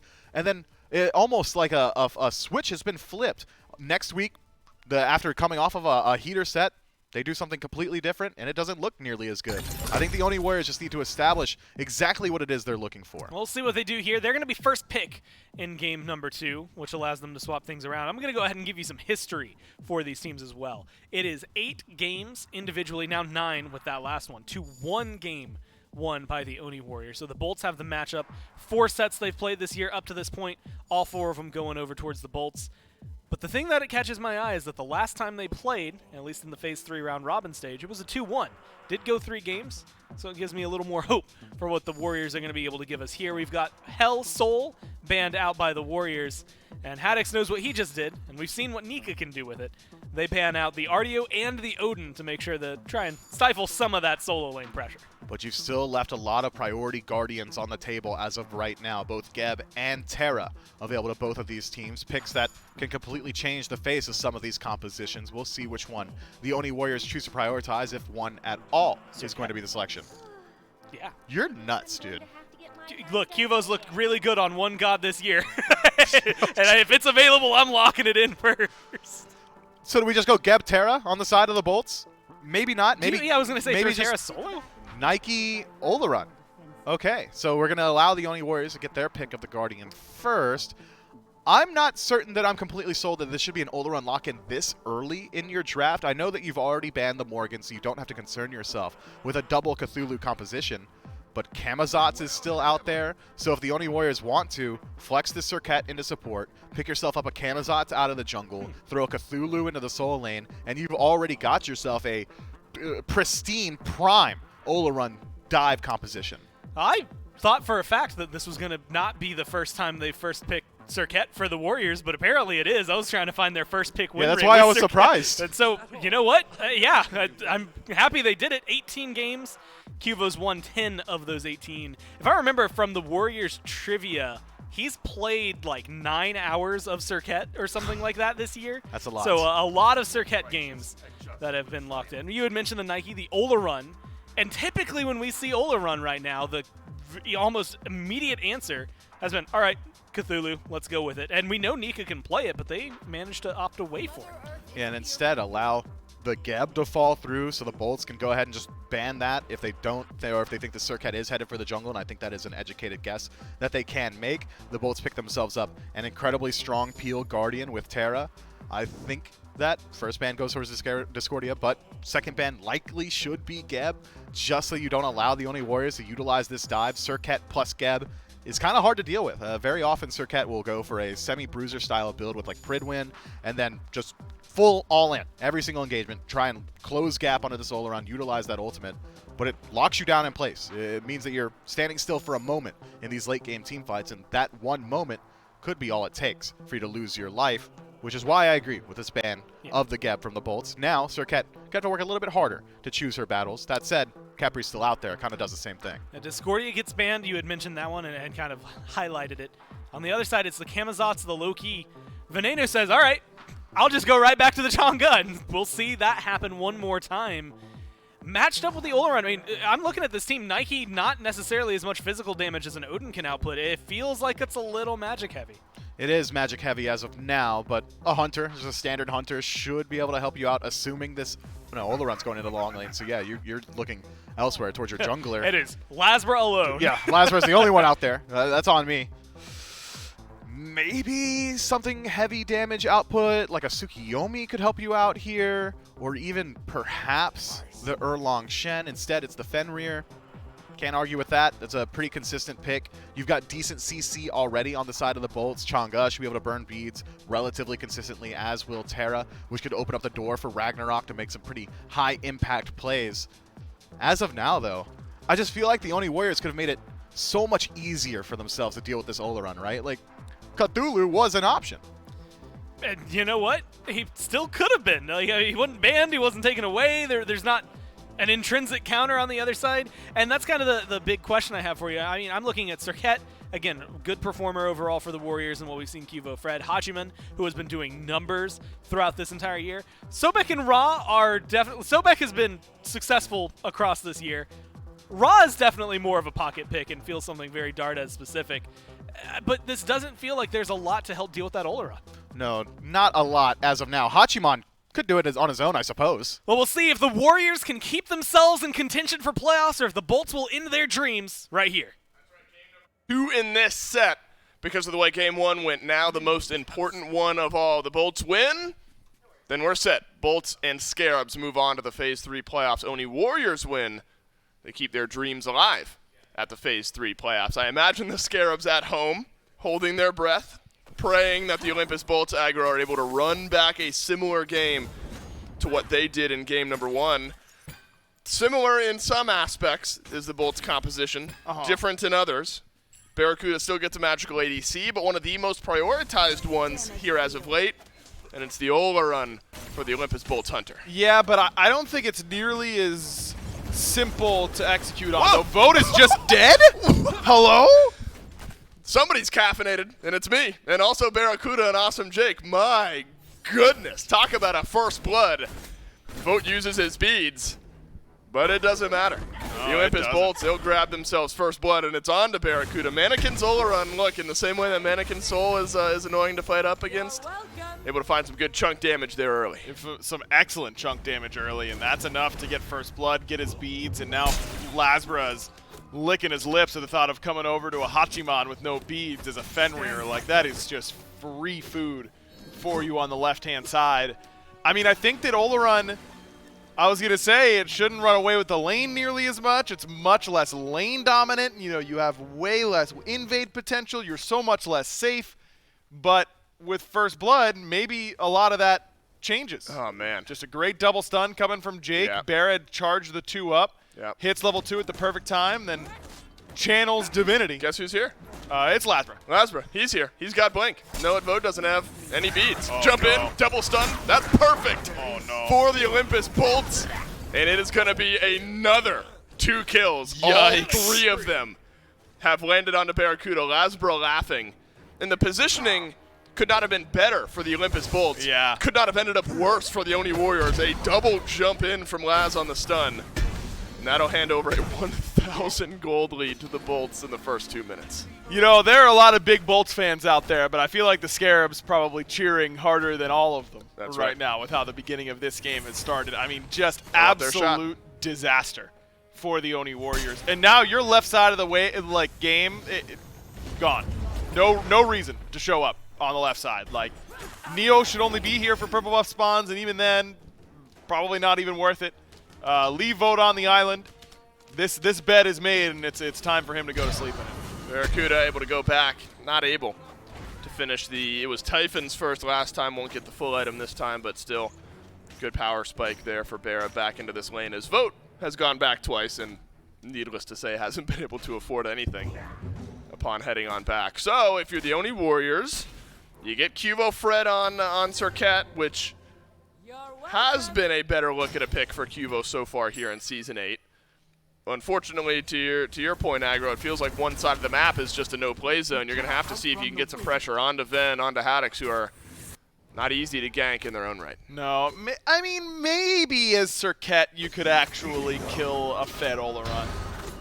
You're going to die for it, almost no doubt in my mind. And Vote might die for it too, but you might be able to trade 2 for 1 and still kill him because of last breath poison. That's really where we are, I think, in the state of this game, because Vote is very far behind. Now, luckily, he's not going for the Devo Gloves build. He's going for something like a Crusher in that first item slot, so he won't be super weak for a long period of time, but will still certainly be behind Barra in his power curves as he's opened up 3-0 in less than 3 minutes into this game. But Olaron, you know, there are worse characters to be behind against because Olaron doesn't really push the lead super well. He can't really zone you that effectively unless he's putting himself pretty far out of position. His poke is okay, but not great, but his all-in commit is horrible. He's got no way to close gap besides using Sanctified Field, and that's a 2-minute cooldown. Yep. That if you use it and if he uses it, you still have mounted archery. You're feeling great. So, you know, it's certainly a bad start for the Oni Warriors, but it's not. It's a diplomatic way of putting it. It's not over here. You know, Olaron doesn't really abuse you that hard. Barra goes back, finishes off Bancrofts. I think that's important that Vote, at least XP-wise, able to hit level 5 at this, around the same time as Barracuda. Reasons like this, beads used by Vote. Now the bead's down, but still has mounted archery for CC immunity. And so hitting level 5 around the same time as Barra and Awesome Jake will keep Vote a little bit safer, should a Sanctified Field, should I guess Ragnarok, difficult to react to with the mounted archery. But stuff you're going to have to keep your eyes open for as the pressure continues to mount on the left. Purple buff is up here. You're farming up your green buff, the back harpies if you're Vote, trying to keep yourself relevant. Lasbra's rotating in here as well. Dardes is out of the mid lane. And purple buff at least picked up by Neilma. And so if nothing else, you're denying a little bit of farm from the Bolts. They're going to head on over to the Scorpion. The Oracles nonetheless continue to build things up. But this is how you push leads if you're a team like the Bolts, where, yeah, they get the purple, but they had to 3-way split it, and Jake wasn't taking any farm from Barra, so he, like, soloed 2 waves in that amount of time, where Vote triple split a purple buff and got, like, half of a wave underneath his tower. That's obviously not quite as good. Nice double taunt there from Fred, but ult's probably the wrong target. Ven Maybe not. doesn't have his ult back yet. Going to be a 3-man collapse onto Venenu out of the mid lane, who will spread out some good damage numbers. Execute from Nika's on the other end. Who do you give the kill to? It's Nika. And so at least the Achilles able to pull one back here for the Oni Warriors. That has been a trend where the left side has been pushing against the Oni Warriors since minute 1. We have seen some good pressure from Nika against Haddix over there on right. And so a little light at the end of the tunnel now for the Oni Warriors, and it's on the right side of the map. Yeah, nice play in grabbing Ven. I really thought he was going to try and all-in combo on the Lasbra, and if he could have ulted and procced the poison, it certainly would have killed, but ends up taking maybe a more valuable target in this Chang'e, because the Fenrir is going to do what the Fenrir is going to do. Like, he's going to jump stun people, he's going to bite them. No matter how far behind he gets, he does all that, and that's why he gets played in support, because he doesn't need a lot of farm in order to execute the game plan. Chang'e needs the farm, and so that target selection from Fred ended up turning out really well. Lasbra's over here on right. Wondered if Nika would be under a little bit of pressure, but Nika has beads and ultimate. It's going to be hard to collapse onto that Achilles. Next rotation of buffs coming up on the left side of the map on the Oni Warrior side of the jungle. So red buff immediately gets taken by Dardez, which is well timed there because you know that awesome Jake is going to be here. Purple buff respawning here shortly. Dardez has been playing the extra bit of cushion here for the Oni Warriors. Sometimes it's the jungler who comes in to help out. Right now it's been Ra, who's been hanging out on the left side of the map. It feels like we haven't really been able to talk about Ra because everything's happening around it. Dardez is experiencing Smite at the moment. You're hoping that maybe some good setup into a Searing Pain could be good here for the Warriors. Ragnarok spent by Laz. Hugo Fred will use his ult as well, and the junglers will pass by. And I think Ra is a little underrated right now. I kind of like him in the meta. I think that he can play against a lot of what is going on. He doesn't deal super well with high damaging assassins, which is a big part of the meta right now, but you know, if you can afford to build a breastplate and just get a lot of cooldown and your heal gives you physical procs as you stand in it, like all that stuff feels pretty good. And I think that he is the type of mage that doesn't see a lot of play right now, which is a secure mage around these objectives. And that can change the dynamic of a lot of these fights. Teams all year, there has not been secure mages in meta all year at the SPL. And so if I were a team, that'd probably be something I'd be experimenting with heading into the World Championships is, what if we just went to objectives and did them, right? Instead of going to objectives and fighting all the time, because that's typically what's been happening this season. That's something that does happen around Worlds time.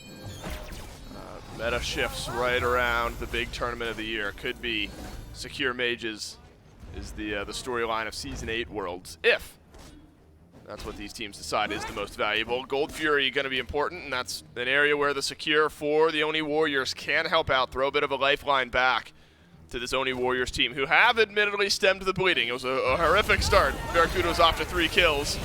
You're going to help turn things around if you can get something on Awesome Jake. The last 2 kills of this game have been the Oni Warriors. That's a nice double Searing Pain from Dardez, who's chasing down Laz out of the back of the jungle, and Vote, despite an 0-2 start, will pick up his first kill of the game, and suddenly the kills are even, and the gold lead shrunk down to about 1,000. Unbelievable that the Bolts have not been able to extend this lead. That's on the left. That's on the left. It's on the left where they should be fighting, but it's just a great ultimate from Dardez. Neil disrupts that fight nicely on the Sobek. Vote is there first, as he should be, on his side of the jungle. But I don't know, man. I think I'm just developing into a massive Ola run hater. That's where I think I am. Because what character gets 3 kills in the first 2.5 minutes of the game and can't push it? I don't think it's Barra misplaying. I just don't think you can push it on Ola run. And you can't waltz into the enemy red buff as Ola run, even when you're fed. Because if they just all in commit onto you, you're in a lot of trouble, even with Sanctified Field. You know, the difference between Soul and Ola run, pretty stark. That's right. Yeah, think back to game 1. Yeah. We were seeing tier 2 tower pressure like a minute or 2 from now because Barracuda was on that Soul, and he was able to find range damage, poke, pressure in that lane. Definitely a different look. You're still subtracting time from the clock on the Ola run, right? I mean, you talk about the late game team fight that Ola run brings. Exactly. And what you're doing is subtracting the amount of time it takes to get there. Right. Soul much better at split pushing and being more of a solo agent. Ola run much better in the 5-on-5s and being a factor there. But, you know, I think that with the way that the Bolts started in the last game and how hard they dominated that duo lane, I think I may have been tempted to just pick something that stomped duo again. Yep.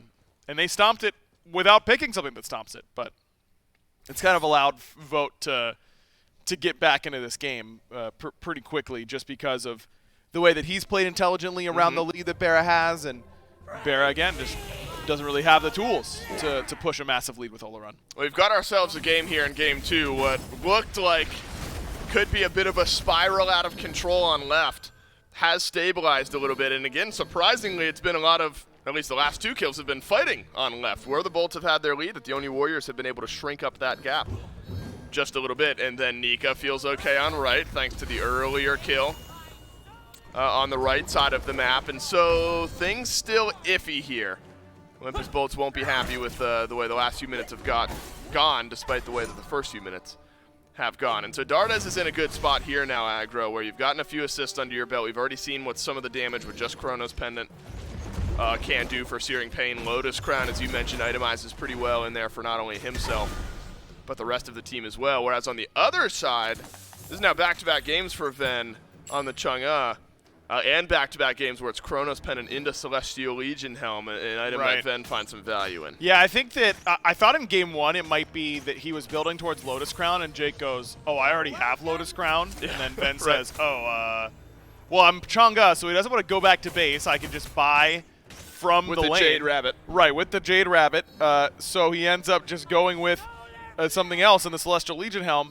But, I mean, it's solid against the physical damage. I don't love it as much against Serket in comparison to someone like Kali, like he was going against last game, but still pretty solid to give you some magical power, some physical protection. Those stacks that you see there, the 5. Every time you get hit by a physical damage ability, you'll lose a stack and lose some physical protection, but will get regained over time. I think it's also just a heavy MP5 item. You get 20 MP5 on Celestial Legion Helm, and Chang'e wants to stay out as long as possible, doesn't really want to ever have to go back to base if she can help it, and so you need a lot of MP5 in order to do that.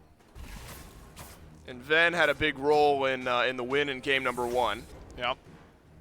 Looks like a similar build, not only with Celestial Legion Helm into the E-Staff after that, what Ven seems to be trending towards. Lazarus poked his head on left just a moment ago before heading on back to base. That said, you know, you can't pile on the Bolt. It's still a good start, good lead for Barracuda here in this lane. He's been able to go Bancrofts, been able to move into the Typhon's Fang. Remember, it was Rod of Tahuti, third item for Barra on the Soul, where he kind of started to run away and find pressure in that lane, so it was no surprise he had enough money to buy that. Instead, looks like a ring build down the stretch here. Could be a 2 versus 2 on right. Nika's on the wrong side of this lane, jumped on by Lasbra. And Nika will be able to dash rather on away. Cubo Fred here playing mirror to Lasbra. Both Soul Laners half HP here, but Cubo Fred the one in maybe immediate danger. His ultimate down from Haddix. That'll use the beads for Cubo Fred. Jump in from Laz, brutalize on the other side, and the Olympus Bolts have found some life yet again. 14 minutes in, they'll add another onto the jungler of the Oni Warriors. As soon as those beads are down for Fred, Lasbra's like, whoa, what was that? No, no beads? Okay, yeah, we can keep this fight going. And as easily makes it happen. Full damage on the Fenrir. A lot of times we saw this be a really bruiser-centric character, but Lasbra goes Jotuns into Crusher. This is either going to be a Titan's Bane or a Brawlers. There's nothing else in the Mace tree that he can build. Probably should be Brawlers. Searing Pain out from Dardes. But Lasbra, you mentioned there, Aggro, able to stay active on this Fenrir, which was a great look on the Loki in game 1. That game was a bit of a slower burn, but still felt like Lasbra had the positioning down in those team fights and was a great look on the Loki. And Lasbra, the type of player who likes to keep that momentum going, found some early in this game. Fenrir, the type of pick that can abuse those beads being down, as we just saw in that team fight. That said, with someone like Dardes, you're really going to have to be aware. Not only, I mean, you have Lotus Crown, which is fantastic. That'll help out against some of the damage that Lasbra is going to be able to do. But the positioning of this Ra up against a Fenrir, if your beads are down, ever so important with, move speed's fantastic for Ra. Yeah. But don't have any immediate mobility ability. It's not even just beads he has to be worried about. It's when his Aegis is on cooldown too. Yeah. With the full damage build from Lasbra, Brutalize is going to do 65% of his HP as long as he's Seething Howls beforehand. That's more than a Ra can typically deal with. So if Lasbra does finish that off, and it is going to be Brawlers, the triple flat pen is a lot of damage onto Squishies. So I'd be worried about that if I were Dardes. Luckily, Dardes hasn't had any positioning mistakes up to this point here in this game. The Gold Fury is stood strong on the left side of the map, just fine, as neither the Olympus Bolts or the Warriors have looked at that objective in a serious nature. Nice steal away from Nika there. Yeah. Drops down the blue buff, and will force Haddix on back to lane. And so Nika's been able to keep up his momentum here, aggro the 1-level lead over Haddix on the Achilles. We haven't seen much of this matchup over the year, Achilles versus Nike, but we have seen a little bit more Achilles here as of late. Might get to see this matchup now. You're fighting on the right side of the map. The solo laner's a lot more accessible. Lasbra jumps in, brutalizes out. It looks like both teams happy with the way that things are. Maybe feels more even as far as game goes once Barracuda on the left side of the map is out of the fight. Yeah, Barra, still has the level lead, but again, has not been able to make that amount to much, has not been able to push down that tower or lead significant invades on red or on purple at all this game. And the experience, pretty back and forth. Slight lead for Nika, slight lead for Lasbra and for Barra, slight lead for Dardes. The experience is more or less the same, just spread on different strength points here across both teams. And if anyone is okay with being behind, it should be Fred, because he's playing Serket, a god that oftentimes operates on low farm counts. I think the Oni Warriors, when it comes to these objective fights, if they can catch the Bolts sleeping on when they're going to pull one, they can easily confirm it. Nika's got beads here, but that's a slow out from Haddix. Dash away from Nika, no stun. But there's the Ragnarok. Execute will not be blocked, but Haddix has got the gap closed. And the Olympus Bolts light it up on the right side of the map. Cubo Fred will leap away. It's been these 1-for-none picks outside of the 2-for-none that the Bolts found at the beginning of this game. This time, though, finds its way into Nika. Only Dardes has escaped death so far. And Awesome Jake will assist out Barracuda on the left, dropping down that tier 1 tower. That's a big moment right there for the Olympus Bolts. They get the kill on the Nika, forces beads, forces ultimate. They're going to be able to group up now potentially around this Gold Fury and force a fight. And remember that around these objectives, the Bolts do need to fight. They can't afford to just try and coin flip it against the Warriors, because they've got Ra, and Ra definitely has the best secure on the map in this match. So the Bolts open themselves up, I think, to a nice window of opportunity once Nika respawns and Lasbra's got that Ragnarok back up. I think that's where I'd be going right away. The Warriors not shying away from poking their heads on the Olympus Bolt side of the jungle. That being said, do have to be careful with the way that this game has gone.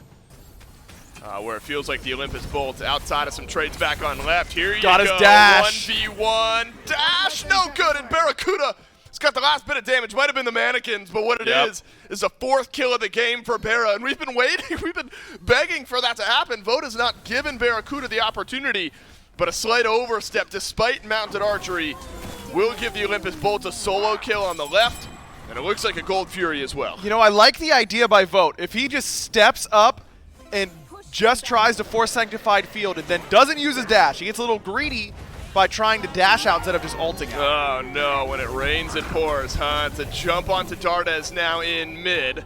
Earthen Fury from Awesome Jake, Sentinel of Zeus. I don't know. From Haddix, you haven't been able to get the kill yet. Lotus Crown finding all of its value here in the mid lane. It's a pull on back onto Haddix, who is going to now leave from the tier 1 tower. Thought for a moment maybe that's going to bring danger right back to the doorstep of Dardes, who's holding onto that Searing Pain. He'll be able to walk forward in the mid lane here, let some of that damage fly towards the end.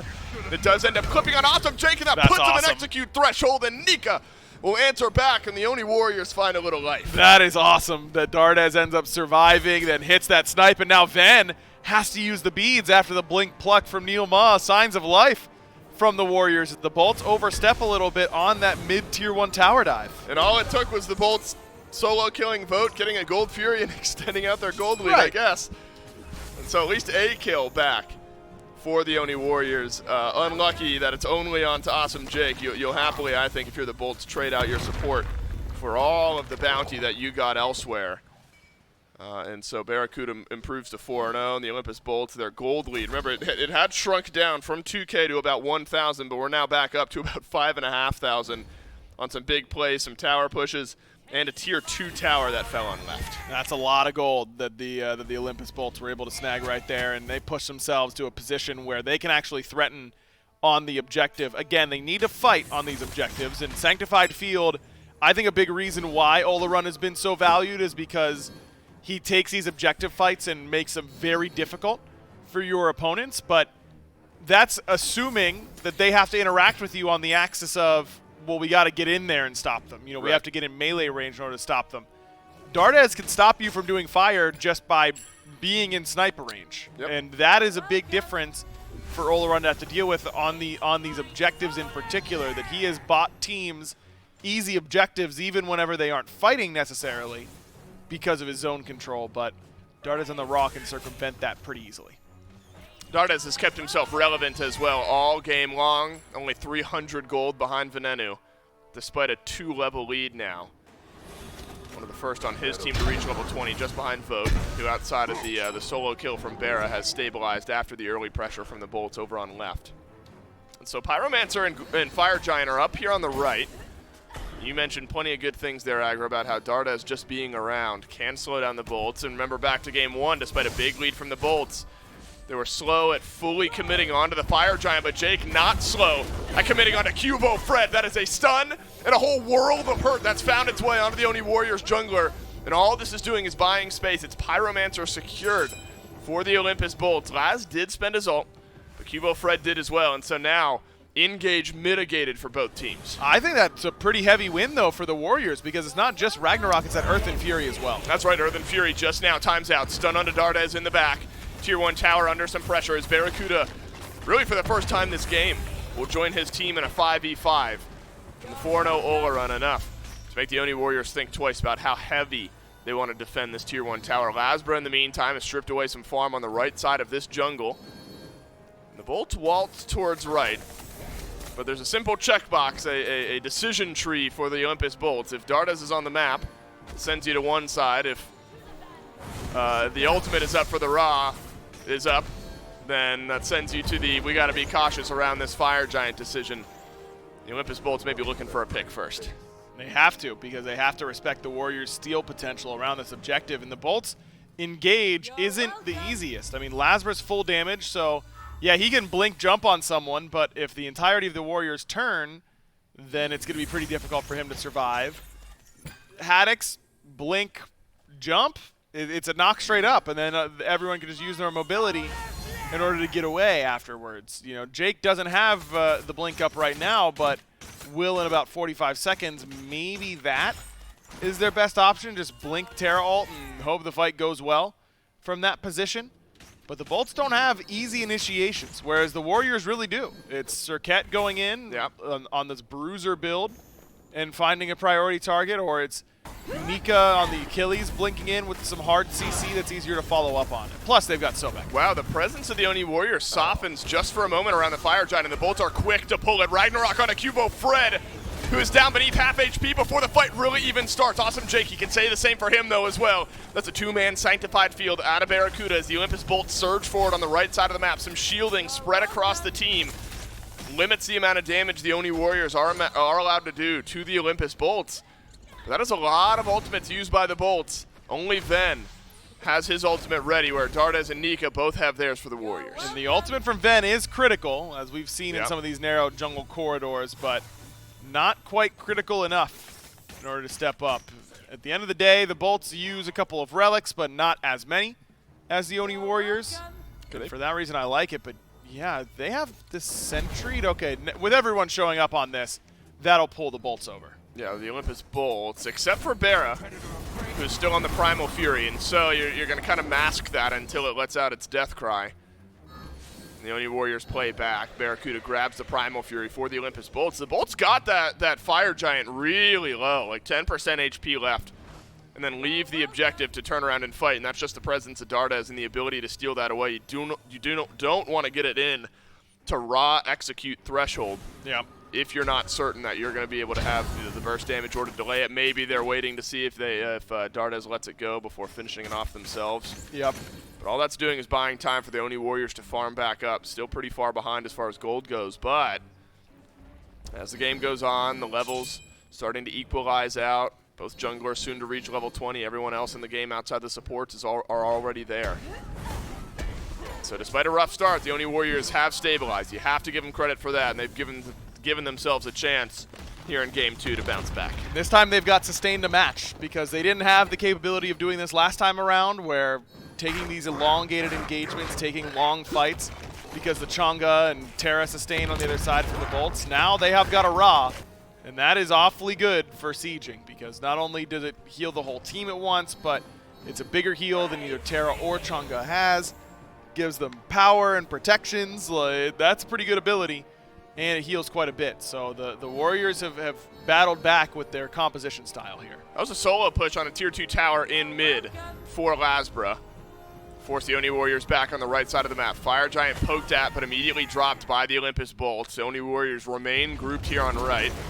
Dardes is getting good value out of his healing so far here for the rest of his team. Yuma gets his bubble popped here. That's important. Sobek goes in, locked in place. Pluck, though, onto Haddix. That sends the HP bar plummeting for the Olympus Bolt solo laner. Some sustain with Ven and Awesome Jake, though, should keep Haddix feeling just fine, but Dardes is able to do the same, as you mentioned there. Got sustained to match. Pyromancer's going to be back up here. Maybe if you're the Bolts, you're able to see if you can bait something out. And Neilma misses the pluck, but he's tanky enough to stay alive. And that's an Earthen Fury out from Awesome Jake. Barracuda sends the Warriors onto the right with the Sanctified Field. Laz has been hanging out in the wings this entire time. Neilma is the first to go down as the rest of the Olympus Bolts eyeing this tier 2 tower. But they'll abandon that effort for maybe the Fire Giant. Sobek giveth, Sobek taketh away. The Blink Pluck splits the uprights, and Neilma's got nowhere to go. He's out of the mist, and it's a double Waxing Moon from Venenu, and the Olympus Bolts not able to get all the damage in. Decent damage back from Dardes, and all this time, Laz and Barracuda have taken no damage, but dealt a whole lot of it to the Fire Giant. Barracuda's going to hang back, finish that one off. Nika jumps in, but immediately regrets that decision.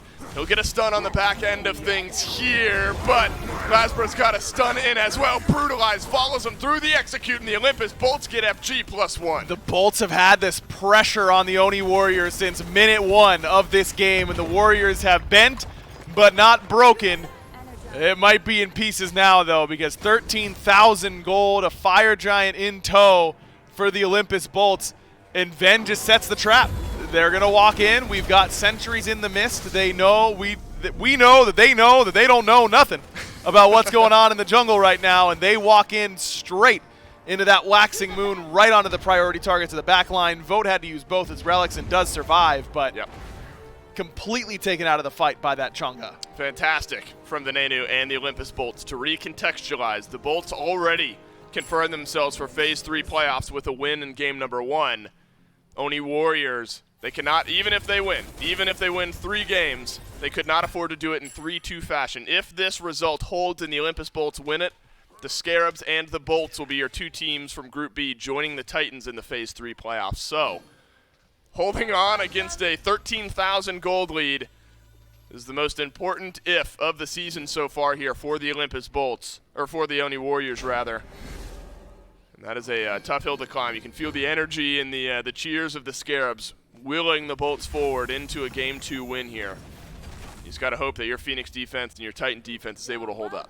And they do have Ra usually pretty decent defending against the Siege because his wave clear is so good, but I like what Lasbra's doing to split push mid because I don't think anyone can really answer him in a 1v1. Oh man, what happened to Neilma here? Plenty of damage finds its way in, receives just a clip of the healing on left, Sanctified Field. Clips onto 4, but forces the Oni Warriors back nonetheless, and that's all the Bolts are looking for. They're looking for a left side Phoenix, and they got it. All that pressure from Laz made a couple members of the Oni Warriors think twice in mid lane. Got what you came for on left. Now it's just mid and right side pushing in the Bolts' favor as well, though the Warriors weren't able to push out that wave. And I love when junglers do this. Just go to the wave that's already been pushed in and we got the Phoenix for, and let's just hang out. You know, just make them a little uncomfortable. Yeah, right. You know, it's that person who's at the party and they're like, they won't talk to anyone. They're like, who invited this guy? That's you. No, that's not me. No, Dave, totally not. Right, it's Laz over on left. That's a nice double knockup from Haddix on right. Could this be the game that sends the Oni Warriors packing out of phase 3 groups? Cubo Fred's got something else in mind. Dardes lets Searing Pain fly, but does a tickle of damage at best to the Olympus Bolts. Without Lasbro, the Olympus Bolts still value their chances on the right side. Phoenix, one last auto attack, gets it done. Haddix on a different page from the rest of the team, though. He jumps back in. And watch out for Awesome Jake. He's got the root onto boat, and the damage to follow up is there from the Olympus Bolts, but an Aegis will delay his life. Barra still plenty strong right now, and they've got to take care of this Ola run eventually. Haddix, just an unstoppable force here in the front line. No ult, no problem. Olympus Bolts, they've had enough. They will walk on out after knocking out mirroring Phoenixes. Left side and right side both gone. Mid lane still stands strong. You've got a respawn in 15 seconds from Laz. By then the Fire Giant will wear off. Cut and dry here for the Olympus Bolts. And the subtext is for the Solar Scarabs. One more Fire Giant, one more push, and the fate may be sealed. But it's an EFG. That means a lot in these moments. Oh, Vote can't get caught here. Oh no, he is caught. And it's the Aegis that's gone. Beads will not save your life, my friend. Venenu puts Vote and maybe the chances of the Oni Warriors in the phase 3 playoffs in the dirt. And look at the Olympus Bolts. Their mindset is clear here. Our Fire Giant may be wearing off, but it doesn't matter. We have the Hunter advantage. And we've got the team fight advantage. Lasbra will take his 1v1 with Cubo Fred in the mid lane. The rest of the Olympus Bolts take a 4v3 on the right side of the Oni Warriors base. Go, go, Bolts! Into the base they go. Searing Pain out from Dardes, but Sanctified Field, it's huge from Barracuda. The 402 man seals the fate of the Oni Warriors, and he'll end the game with a rampage. Just the way this game started, all about that duo lane, it ends with Vote getting picked on that right-hand side, Barracuda in the perfect position in order to capitalize and walk in with that Sanctified Field. Olaron might not have been able to push the lead as well as we may have liked on that left-hand side, but you see what the man can do whenever he gets those items. Yeah, push the late game a little bit better. So with that, the fate of the Oni Warriors is sealed.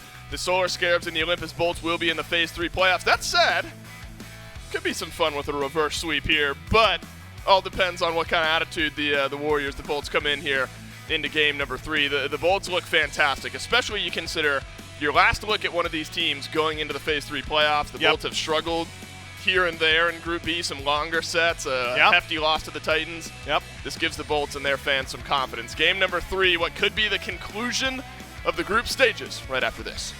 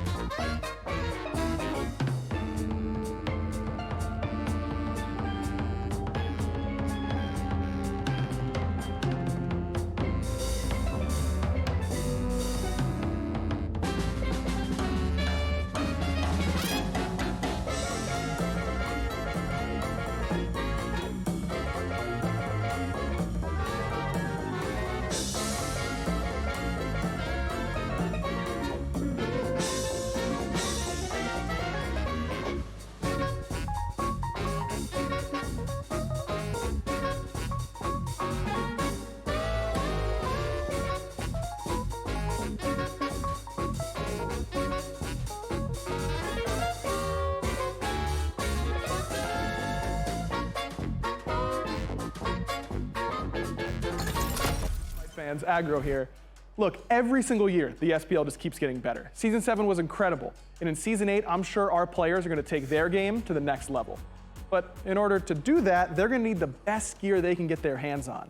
And that's why I'm so excited to announce the title sponsor for Season 8 of the SPL is Alienware. Yeah, that Alienware. Our players are getting the best of the best in computer gaming. These Alienware Aurora Ryzen Edition PC setups are insane. Not only will these be the PCs that the players will compete on once we are in studio, but Alienware is also providing one for each player at their home setup to make sure their practice is as good as possible. Now let's get down to brass tacks. The specs on these Alienware Aurora Ryzen Edition desktops are amazing. An AMD Ryzen 9 16-core processor. That's a lot of cores. That's plenty of processing power. Plenty of cores. If you want to stream, this is the way to go. I know a lot about my cores, so. I mean, Pilates, right? 64 gigabytes of DDR4 RAM. What?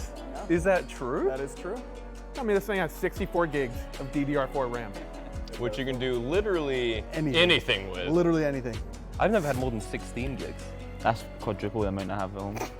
And one of the hottest commodities in the PC world, an NVIDIA GeForce 3090 graphics card. Insane how much better this is than what I have. The best graphics you really need, Ultra, of course. Content's gonna look good. And what's the point of all the power if you can't see it? Players will also be using the Alienware 25-inch 240 Hz monitors. Man, when I load into scrims with this bad boy, I'm gonna feed so hard. And it's gonna be in perfect picture quality. We are so excited to be partnering with Alienware for Season 8 of the SMITE Pro League. And the best part is, this VIP treatment, it's not just for the pros. You too can get the best possible SMITE experience. Just go to smitegame.com/Alienware and use code SMITEAW to get special discounts on some of Alienware's best products. Thanks again to Alienware. Make sure you're following them on Twitter and Instagram. That's at Alienware on both platforms. And you can join their community at alienwarearena.com. I know Mike didn't say the thing. Mike, can you say the thing for him? You're telling me an alien wore this? Well, the Bolts secure themselves second seed from their group, moving into the Phase 2 or Phase 3 playoffs. I see the 2 there. I just want to speak about the number. Unfortunately, they are second seed, 2 wins, Phase 3 playoffs that they're going to be moving forward to, so I'm sure they're happy as of right now. The Warriors still have a chance to give us a really fun set here, and the Bolts are in position to try and take this one down. Of course, you just saw it, but we'll talk about it now. SPL Season 8 here, powered by Alienware. And I want to talk to you about all of these things. The Ryzen R10 desktops, the 25-inch 240 Hz gaming monitors, all of that. And then, of course, some more there. You can go to smitegame.com/Alienware to get any of those deals and any of those products. And, of course, use code SMITEAW on checkout to make sure you get the discounts, get that VIP treatment that Aggro references every time we see that video. Otherwise, you're paying too much, man. SMITEAW. Just go do it. Either way, 2-0 right now. Bolts, Mifflin are in the lead and have a chance to close this out. Game 1, overwhelming Bolts. Game 2, Not quite so much. There's a little more fight back. A little bit more so throughout the early game. The Oni Warriors get involved a lot earlier on in this one. We're able to return some kills despite having a catastrophic first blood situation, right? Where, what was it? Oleron gets 3 kills off the rip, essentially. Yeah, that's unfortunate. Fortunately for the Oni Warriors, it was an Oleron, so he can't really push that lead. And he didn't get another kill for like 10 more minutes. But unfortunately for the Oni Warriors, 10 more minutes pass. Oleron is kind of nasty in the late game. Actually, even finding a solo kill up against Vote at one point. Did Barracuda. Look, man, the Olympus Bolts, they're playing incredibly well right now. The macro play, the team fight, the positioning around neutral objectives, all very hard for the Oni Warriors to deal with. But I said it during the picks and bans of Game 2, and I'll say it again here. I don't think the Oni Warriors really gave themselves the best fighting chance off draft. The Oleron essentially goes uncontested. Yeah. Nobody on the side of the Oni Warriors could really deal with that Sanctified Fields. And this was actually one of my favorites to watch. Venenu, they sit around in the mist, comes around, gets a huge 2-man stun. And it might not immediately be the most flashy thing in the world, but I just love Chang'e plays like that. You have to remember every person she stuns, the last person hit has a larger stun additional on it than second the person. per person. Yeah, it is it can stack up to be chunky if you can hit all of it. But ultimately, it's good damage, it's good healing, and it's a good draft for the Bolts that end up giving them, once again, another big win. 5-0-2 there for Barra with an explosive start. And then they just kind of slow roll from that moment forward. They know they have control, and they didn't seem too worried about it. No, the Bolts say, hey, late game, I'm going to drop Sanctified Field, Barracuda, and nobody's going to be able to do anything about it. I dare them. And even if they try, maybe Earthen Fury me, maybe heal me with a Chang'e, maybe just have Haddix be a lane bully and, oh my god, 30,000 damage. He was just a bully, full stop. We don't have to qualify it with lane. Nah, yeah, 6K higher than the next highest in the game, and that was Nika. And then looking at it, 15K higher than anybody. He doubled the next highest damage. Yeah, he put in a lot of work there on the Nike. And so you have to be happy, once again, if you're a Bolts fan, feeling pretty good about the way this set has been going. And now the question is what the Warriors are going to bring to us in game number 3. Because I think that, like you said, maybe not the best draft for them. The Cirquette start, I was a big fan of. It's the rest of it that really kind of fell apart for me. So maybe they go back to that, or maybe we see something a little flashier. Look, as far as I'm concerned, if the Olympus Bolts are going to top 2 Oleron, that is them saying, counterpick me. You can do it, because Oleron is counterpickable. We've seen plenty of individual gods that perform very well into that pick, but this time around the Oni Warriors kind of just ignored the Oleron. They try to play their own game, and their own game did not stack up in the late game up against the Olympus Bolts. This game, picks and bans, could go one of 2 ways, Gore. We could see the sweatiest, most try-hard game of today, or it can get kind of goofy. I'm kind of leaning goofy. I'm hoping for goofy, because I like watching goofy, but I have no idea what we're going to see. So we'll just find out the old-fashioned way and move into picks and bans here for game number 3. Warriors, once again, will be your first pick team. So we'll see what they are bringing to the table. Last time around, Hell, Soul, Yamoja. Those are their 3 bans. Other side, it was Odin, Artio, Morrigan. And I'm going to reference this because we have already highlighted it could go either way. I will jump back to the Valks game 2 in that set, where despite the fact that the draft was silly, the bans were very competitive still. Yeah, I mean, here's the thing about the competitive bans in the SPL.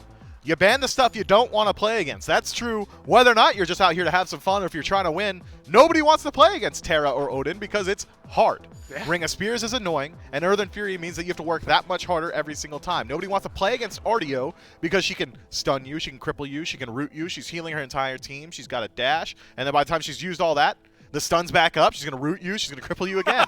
Artio is super annoying to deal with, and even if it is going to be goofy, it makes sense to see it banned. Well, you had mentioned if they're going to top 2 Oleron, they're pretty much calling your bluff. Hey, ban, either pick us out or deal with it. And the Oni Warriors opt to deal with it maybe later than we wanted to in Game 2. It's going to be Game 3 when they finally do stop it, but it's banned out here by the Warriors. Matched out on the other side is the Morrigan, so nothing big changing on the side of the Bolts. It's a Nike first pick. And so swapping that out with where the Cirquette was, both Lasbra, Jake, Cuvo, maybe honestly Neil as well, 4 people in this lobby that are happy to pick that up. Yeah, so Nike, a very safe first pick overall, not one that you can really counterpick too often. Generally, if you're going to deal with Nike in the team fight, it comes down to relics, not essentially god selections. Things like the Ankh and the Sunder come to mind to deal with that health shield. But if you're going to go towards a safe pick in your first slot, you leave some priority available to the other side. Hachiman, a pick that's been stocks on the rise recently. Yeah. Looks very good here, very safe, great late game scaling, decent objective burn, helps out the entirety of your team with that Heavenly Banner attack speed stim. And then you match it up with the Emoja. Damage in lane, healing, sustain, pressure, you got it all. When you're talking about win rates right now, having one with an above 60 and the other one above 70, you're probably feeling pretty good about your odds right now if you're the Bolts. Serket does get locked in here for presumably Cuvo Fred on the side of the Warriors.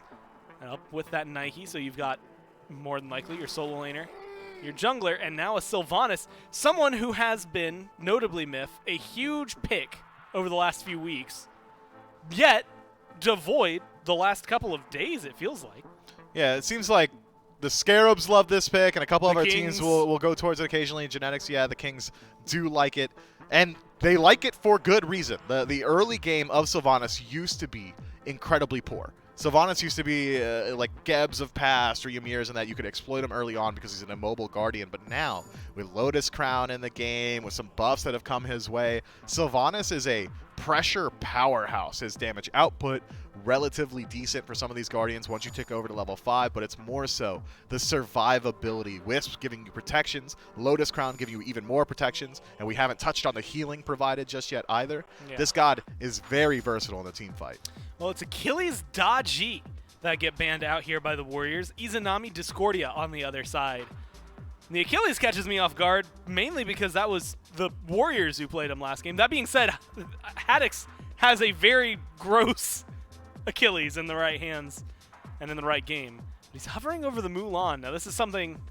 I was looking at this. Someone had asked on Twitter, like, most played god of all time, least played god of all time. Most is Thor by a large margin. Let's go, Thor. Then least played. With this game now being locked in is going to become a tie between like Baba Yaga, Mulan, and Charybdis. Baba Yaga's that low? Baba Yaga has like 20 games. She came out last year. Mulan's got 20 games? This is her 20th. Huh. I did not think I'd seen that much Mulan. Probably because she's not the absolute best god in the game. Has seen some buffs recently that make her a lot more viable. The training exercise comes online a lot more quickly. You're one of the best lane bullies legitimately in the game right now. Mulan does not lose 1v1s. I don't care what warrior or guardian you're dragging into the solo lane to fight against her. You're probably not going to want to fight against her until like level 10 to 15. You rotate out of lane, she locks herself down for a second and probably dies. Well, how does this make you feel? We'll talk about that last pick in a second. Charybdis, this will be your 21st game, so now she has more games than both Baba Yaga and Mulan, and she's been out for like 3 weeks of competitive play. Yeah, that maybe says something about how good Charybdis is right now. Bakasura locked in here for Lasbra. Scream's done it, and Scream's done it, and that's about it. What is this pick going to do for the Bolts here? Well, he's got additional power from Butcher Blades. He's got a leap. He's got a cripple. You get true damage. Feels pretty good. But Bakasura kind of bad, and I mean it. That's the end of it. I'm not analyzing past that because aggro has the strongest feelings about this god on the casting team and potentially in the world. So I'm sure if I go on any longer than I've gone right now about it, everyone would get sick of hearing about Bakasura. Because we're going to hear it like even more, or because we're going to hear... Oh, no, I guess even more. Yeah, even more. I heard what Agro said, so I'm feeling it. Chang'e, look, I see Chang'e, Mulan, Bakasura. We're in an alternate timeline, it feels like. Don't know what we are looking at here, but the Bolts looking for a 3-0. The Warriors on the other side trying to make sure they don't have a goose egg there in the scoreline. We'll see if they can bounce back or if the Bolts close this out in Game 3. Olympus Bolts have brought it to them in back-to-back games. Can they make it back-to-back? That remains to be the question. All standard, everyone playing their proper roles. The Oni Warriors are going to try to take some games off of the Olympus Bolts here prior to them moving on to the Phase 3 playoffs. That said, Aggro, there's still some fun to be had here in this game. Haddix gets something that I enjoy watching in the Mulan, and Lasbra gets something we don't enjoy watching in the Bakasura. Well, some people enjoy Baka. I said we. Just not me. Right, I don't, so that's okay, great. the two of us. Yeah, Baka, it looks like he might be going the Scream build, the ye old Jotun's Wrath Bakasura, which does give you cooldown and flat pen. It makes your ult hit harder because the little minions inherit your flat pen, and They end up doing more damage, which is good in the early game. But so you're saying Baka's great? No. I don't know how you could ever have heard what I said. All I heard were good things coming out of your mouth. He's stinky. He's stinky. Baka, like, as a... Got it. Like, you smell him. Well, that's not surprising.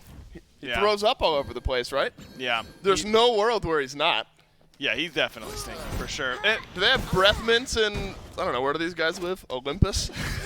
Well, sometimes we're more, I think this map is a little bit more, it's like Tiamat's realm a little bit more so. You know, you got scorpions now and that kind of stuff, so a little bit more of her imagery. I don't know, to be a little bit more doing my job about the Bakasura. You got to do it every once in a while, right? I just don't think that he brings enough. You know, he has a cripple, he's got a slow, he does true damage, all that stuff is cool, but when it comes to what I need from my jungler, I just don't think Baka can do that the vast majority of the time. He doesn't kill as fast as I need the jungler to be able to kill. He doesn't bring enough utility if he's not going to be killing fast enough. You know, he's too easy to kill himself, too easy to counter with a shell or something along those lines, and just not my favorite. Jake has been on point so far this lane. Had to dodge out some damage from the Oni Warriors on the back end as he was out of Omi. But a better start automatically. You're not already 3-0 down to Barracuda, so we're feeling okay about that. To recontextualize this game for you, games 1 and 2 are the most important for the Oni Warriors. You are able to lose one game. If you won the set 3-1, you'd still be moving on to the Phase 3 playoffs through the Oni Warriors. Even a 3-2 win at this point would not grant the Oni Warriors a ticket to the Phase 3 playoffs. So this is all bragging rights and ending your Phase 3 on a good note. The next time we will see the Oni Warriors after this set will be later on during Worlds qualifying. So you want to end things on a good note, and Game 3 is a good opportunity to do so here.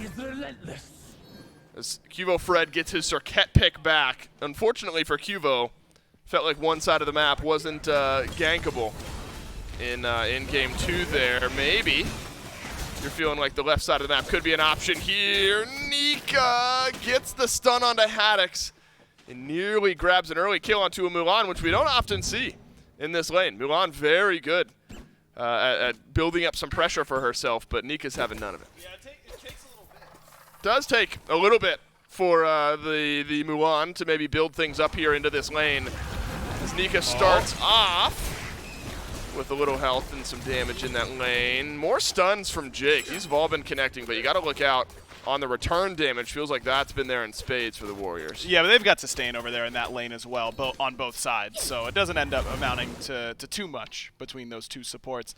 And going back to this Mulan discussion, you know, she does a lot of damage, but it also requires her to have mastered her weaponry by in order to do that, a lot of that damage. So, you know, pre-5, she actually doesn't do that much. It's kind of like level 7 onwards that she starts to really dominate, because by then she should be able to double hit you off the spear thrust a little bit more often. Getting those upgraded versions of the 2-in-1 in particular, very, very important.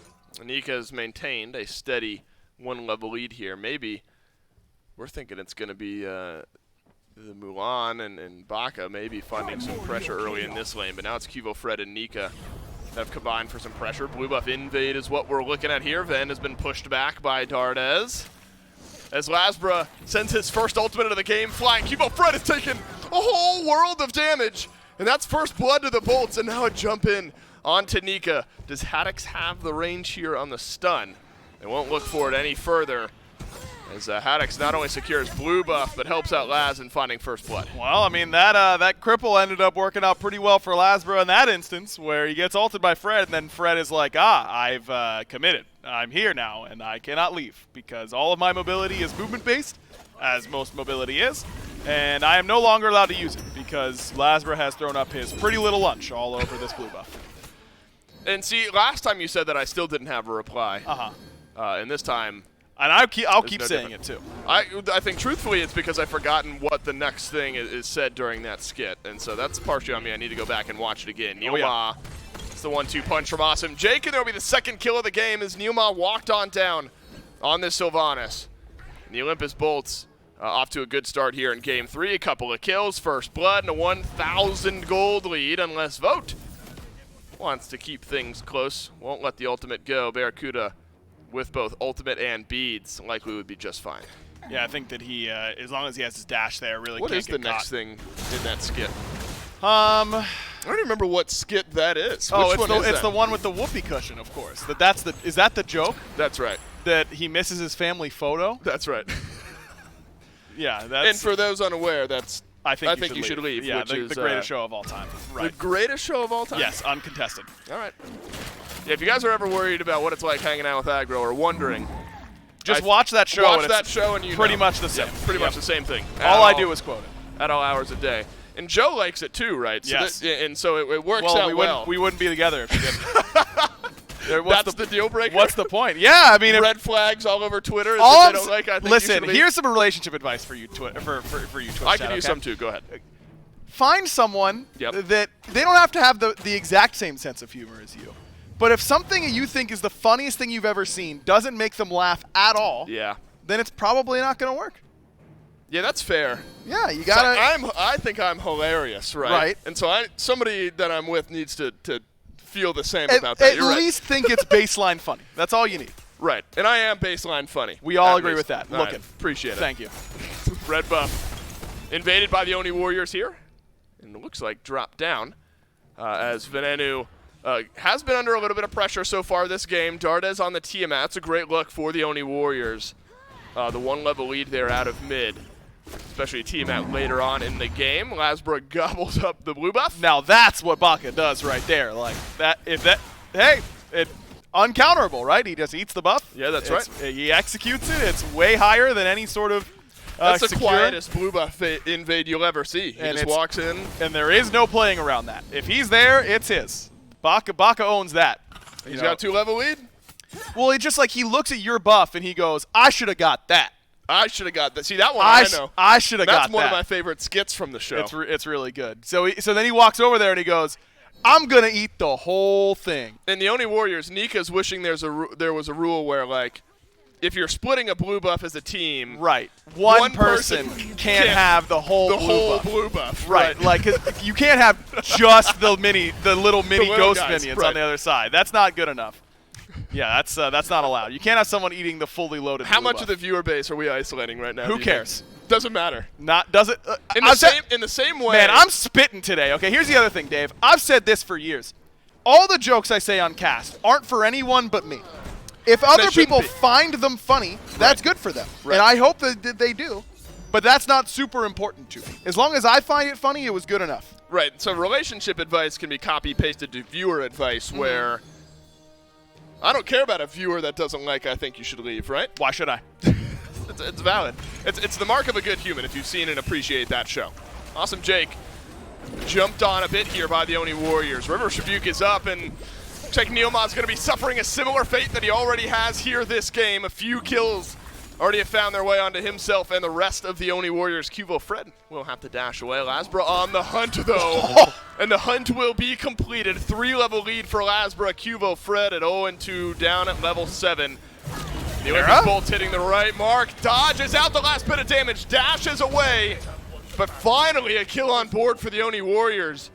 As aggressive positioning from Barracuda will be punished. Barra, I assume, thought that Lasbra was coming back and wasn't just invading, that he was going to be trying to come back and help, and that maybe Venenu would rotate over with his ultimate. And he got left to the wolves there for the Oni Warriors. All right, there's some good damage from Dardes. And Nika thinking that it's good enough to engage, and it is. The last bit of rend will tick, and the Oni Warriors not going down without a fight. They've returned a couple of kills back to the Olympus Bolts. Shrunken up that gold lead just a bit, but still 2,000 for the Bolts. Gold Fury started. Lasbra almost has ult. Almost has ult back. He doesn't hear him, though. Getting back to this purple buff. Yeah, you didn't hear it. Easier meal to swallow. Oh, now he knows. Buff, but now he knows it's going to be really close. Oh, no. Steal it away. No. Nothing working out for the Oni Warriors except a kill onto Barracuda yet again. So my man Barra has died. Respawn died again. Ends up being regurgitate from Laz that steals away the objective. All smiles for the Olympus Bolts jungler as Game 3 continues to trend in their direction. Look, I mean, Barra has dominated the last 2 games. It was someone else's turn. right? Like, he was stealing all the fully loaded nachos from the of the games. It was time for someone else to take it.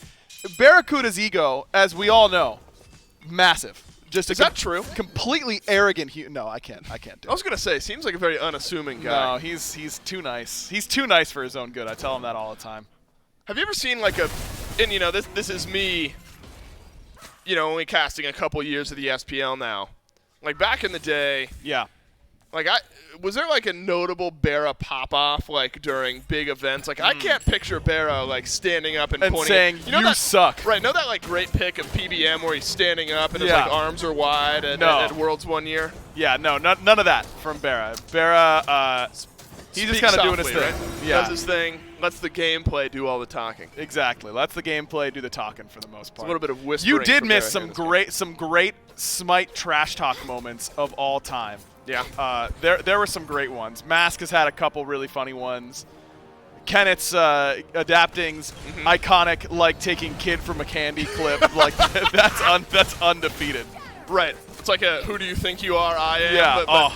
But Smite version. Iconic. Finally, Neoma is able to successfully invade a red buff. Will really be successful if he's able to waddle on away on Sylvanas here, which he is.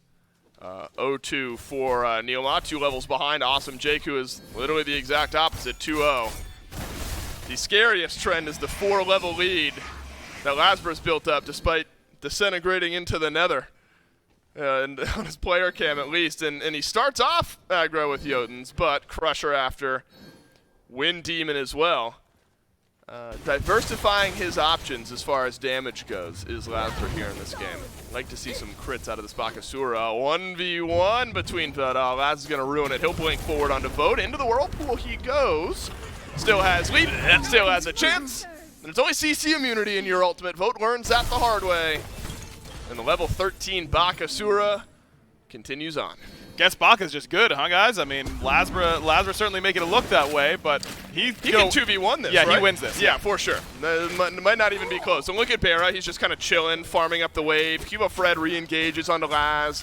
I'll take this one to go, please. Neoma's going to get run down. No, he's not. The purple buff is, though. And, yeah, the trend of the game, I think, has been set here, and you're going to need a lot more than Cuvo and Neoma to fight up against Lasbra. Yeah, level 14 now for the Bakasura, working towards some crit, the old crit Baka strat, because normally you would only need to build attack speed on this character because Butcher Blades is true damage, so you don't really need to build any sort of extra damage. You just need more swings with your true damage, but when you're this far ahead, your Butcher Blades cooldown doesn't really hold you back anymore. You can just build something like a Wind Demon, and all of your auto attacks hit for a Kajillion, and some of them just also do true damage. How do you quantify Kajillion? A lot. Because I feel like that's been something, you know, when the number is too big, like Kajillion, it feels like one of those things where even though nobody has sat down and agreed that that's going to be the term we use, it feels like that's just like the universal acceptance of it. It just sounds nice. It does, doesn't it? It sounds like a nice hefty amount of money, or numbers, or gold, or whatever it might be. Damage in this case, which Lasbra is doing.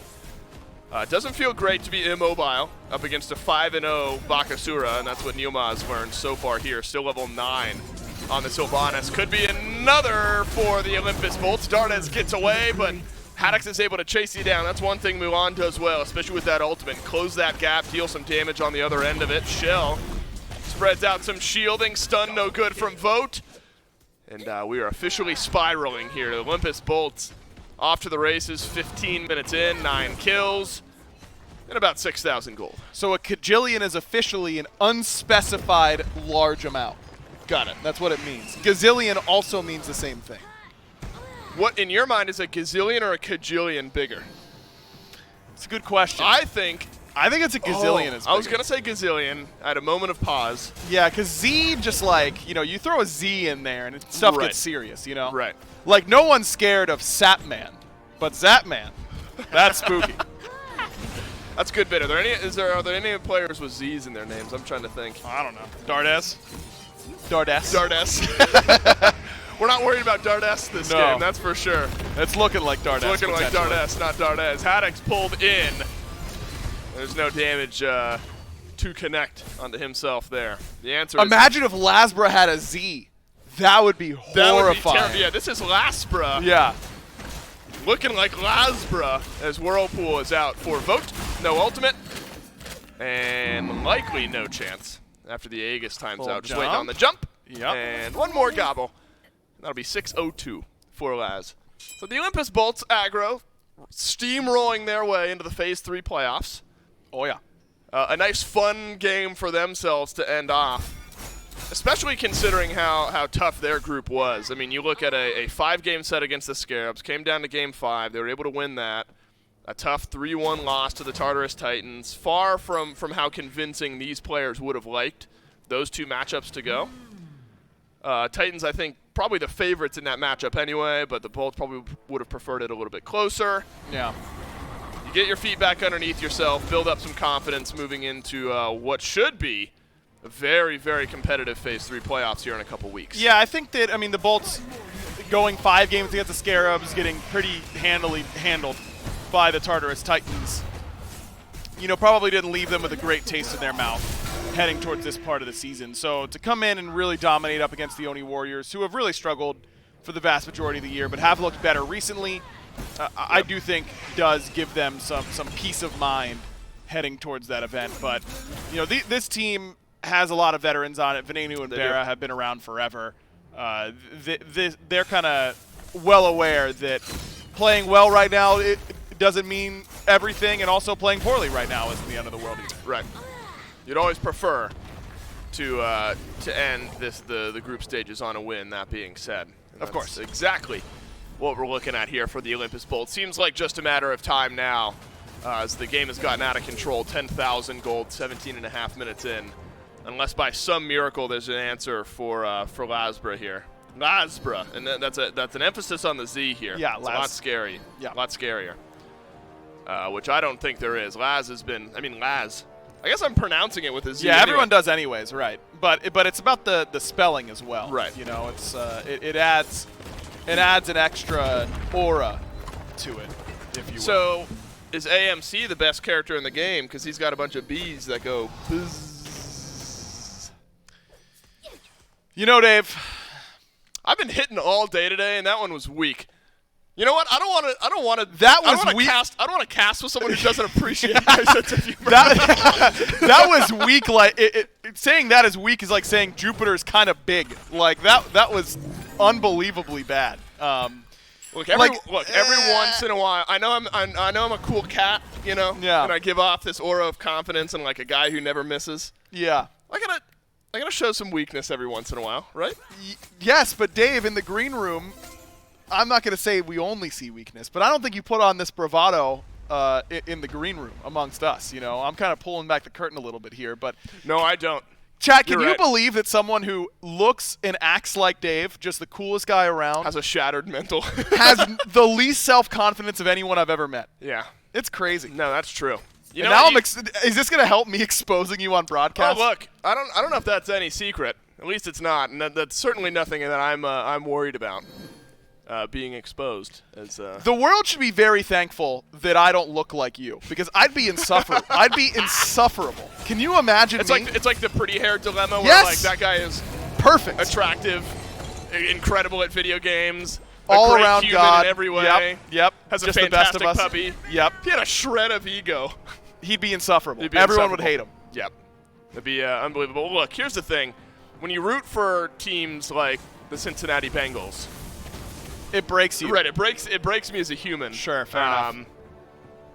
As I've kind of given up on being happy about my Sundays for the time being. UGA still has a chance though, so go Dogs. Maybe that'll build me back up moving forward. Yeah, you're an honorary Dogs guy, huh? You don't really care about college football. Not even a little bit. Nope. I appreciate you standing with me here, Aggro. Go Dogs. The season goes on. Looks like one final push here for the Olympus Bolts, as there is a game of Smite going on. Oni Warriors haven't quite got the memo here in Game 3, but the Olympus Bolts taking it to them. Fire Giant secured. And one more Phoenix Siege might just seal the deal. Lasbra's not here on this right side fight. If I'm the Warriors, I think I sell out over here, because the level 20 602 top player damage Baka isn't present. There is no point in Fred trying to defend this left side Phoenix. Like, there is no world where he stops Lasbra from killing We've already seen the 2v1. Right. This doesn't go any better. This is futile. I really think the Warriors. Oh, Laz has blink. Yeah, he kills him when he wants to, on his schedule. Well, he's going to make it a little bit more lopsided if Awesome Jake joins the Here we party go. over here. All right. You are 7 out if you're the only Warriors on the right. And there's plenty of damage finding its way in. Yeah, no surprise. Cubo Fred dies over on the left, and that's going to be a Phoenix for the Olympus Bolts. But now you got to watch out for the rotation behind. The only Warriors got a world of pain in behind their team right now, but the Warriors not even able to win the 4 versus 3. And I think with Phoenix's down and Fire Giant on all 5, Blink gets used by Lasbra, and Inch Perfect on the Rivers Rebuke. That'll seal the deal here in Game 3, 22 minutes in. And Laz will end his Phase 3 groups at 8-0-2. And the best part of this is that now Mifflin has to go on the analyst desk and talk about how great Baka is, whereas I just talk about other things, but he won't have that opportunity on the analyst desk. Well, I already know Miff is unhappy that he's got to break this down in general, right? Well, I mean, I guess you can just – I guess that maybe this one he doesn't mind. It's as straightforward as we get here, where Lasbra and the rest of the Bolts just kind of dominate the Oni Warriors and the Olympus Bolts and their groups on about as high of a note as you could hope for. And they will move on with a little bit of momentum into the Phase 3 playoffs. Bolts playing well. We're back to the Sonic Adventure 2 music, so I'm always pumped about that. The Bolts overall. Yeah, don't you just, it's like idle animation. Yeah, no, I'm just like, I'm on the snowboard through the city running away. Yeah. What is that game? But it was awesome anyways. Look, the Warriors still waiting on to get those remaining members over here. Hopefully with the time between now and those SWC placement rounds, both Dardes and Fred will be able to join the team over here, and they can start to really coalesce into the team that we think they can become. Yeah, but that's just how Neoma operates, right? Get to later in the year. Yep. Placements, worlds. Neoma passive, didn't get to the last event, didn't play particularly well there. That's a check. The meter is building up. We have some friends joining the fray here. This set and the group stages all over. We're going to head to a quick break. My good man Mifflin and Gormaz will break it down.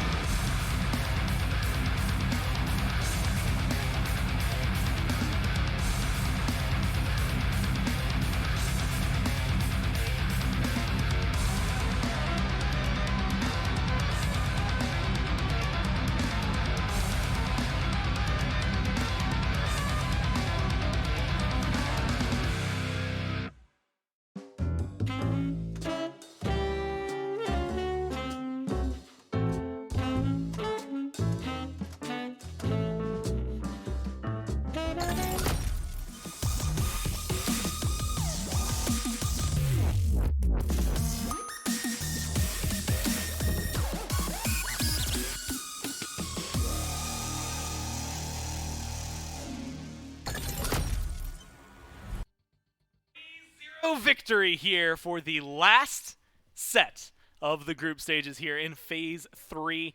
And they do it in a pretty clean fashion. You get to see some really good slash lines, even a peek at some interesting gods. The Bakasura, Mifflin, Really? came You're through gonna at do the me like very that? end. Yeah, I have to. He was 8-0-2. What am I supposed to do other than talk about Do it? what Aggro did and ignore it and talk about the Odin instead. Hey, there were other gods that game, it turns out. You know what? Lasbra, he's pretty good. Actually, if I just say Lasbra and you compliment the player, does that mean you're complimenting the no, god? that's good. Lasbra, very good at jungling, no matter what assassin he's playing. That's as true. It turns out. Yeah, you know what? In spite of the jungler he's playing at times, right? Like, I gotta think about it that way. He had to rise above Bakasura to find the victory. That here. wasn't Bakasura. That was Lasbra. I guess. Do I gotta talk about how good Bakasura is? Do I really need to? You do just talk about Lasbra being a good player, what the Bolts are going to look like going into the Phase 3 playoffs, what their group was like, some of the stuff like that. The Olympus Bolts do not have the easiest of groups to get them into the Phase 3 playoffs, but certainly they had an easy time in this last set, due in no small part to Bakasura out of the jungle. To Lasbra. The great devourer, if you would. Does a ton of damage, had a lot of jungle clear, felt like he was just able to utilize that enhanced jungle clear speed. Bakasura, one of the best at doing that, to maneuver the map a little bit more quickly than some of these other guys. Hits his level spikes very fast. In that last clip, we saw a level 13 Lasbra up against a level 10 Cuvo Fred. And when you've got that kind of lead on a god that kind of simplifies your entire game plan, you just start W King. It's pretty easy. WM1 for those of you that are TF2 fans out there. It just works. And you know what? That was pretty much the combo. Every now and then he had to hit like 1 and 3. Begrudgingly. Whoa, this is gonna blow your mind. Sometimes he even hit 4. And you know what? Worked out pretty well for him. Didn't hit it here. His ult's down already, 13-3 towards the end of the game.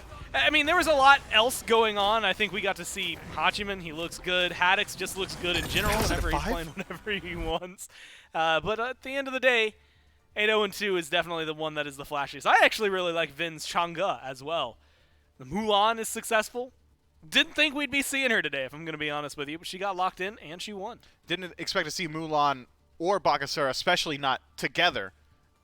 But that's exactly what we got from the Olympus Bolts. The Oni Warriors, they put up a good fight in Game 1. Game 2, they put up an even better fight. Well, no, maybe they put up no fight in Game 1, put up a good fight in Game 2, and try their best in Game 3, but fall flat this time around. But that's not for lack of damage. A couple of members of the Oni Warriors do really well in the damage department, nearly doubling what Veneni was able to do. Was Dardes on this Tiamat. Nika puts up 12,000, but despite all of that, it's kind of dwarfed by just the raw map pressure that the Olympus Bolts were able to bring. It's a 3-0 victory, but the first couple of games definitely, well, actually not just game really 2. Controlling a lot from the Bolts. Yeah, like Game 2, there's some fight back. Game 1, I almost forgot about it, but that they just blanked out the Oni Warriors there. And it was a big win for the Bolts. Maybe a little stressful coming in. There was a world today where this team didn't actually get to the playoffs. If, 3-0 had happened the other way around, Bolts just aren't there. And that's probably something that maybe wasn't weighing too heavily on their mind, given their history, but still had to be in the back of something. Yeah, just a little bit of added pressure going into that set for the Olympus Bolts, but pressure that is very nice to have alleviated at the tail end. Well, the good news is they win, they get to playoffs, and we get to talk to Awesome Jake. So we all get to win at the end of the day here. Jake, I've got you standing by, man. I do want to know, going into this set, were you guys worried too much? I mean, there was a world where you didn't make it. Did you have that even on the schedule for today?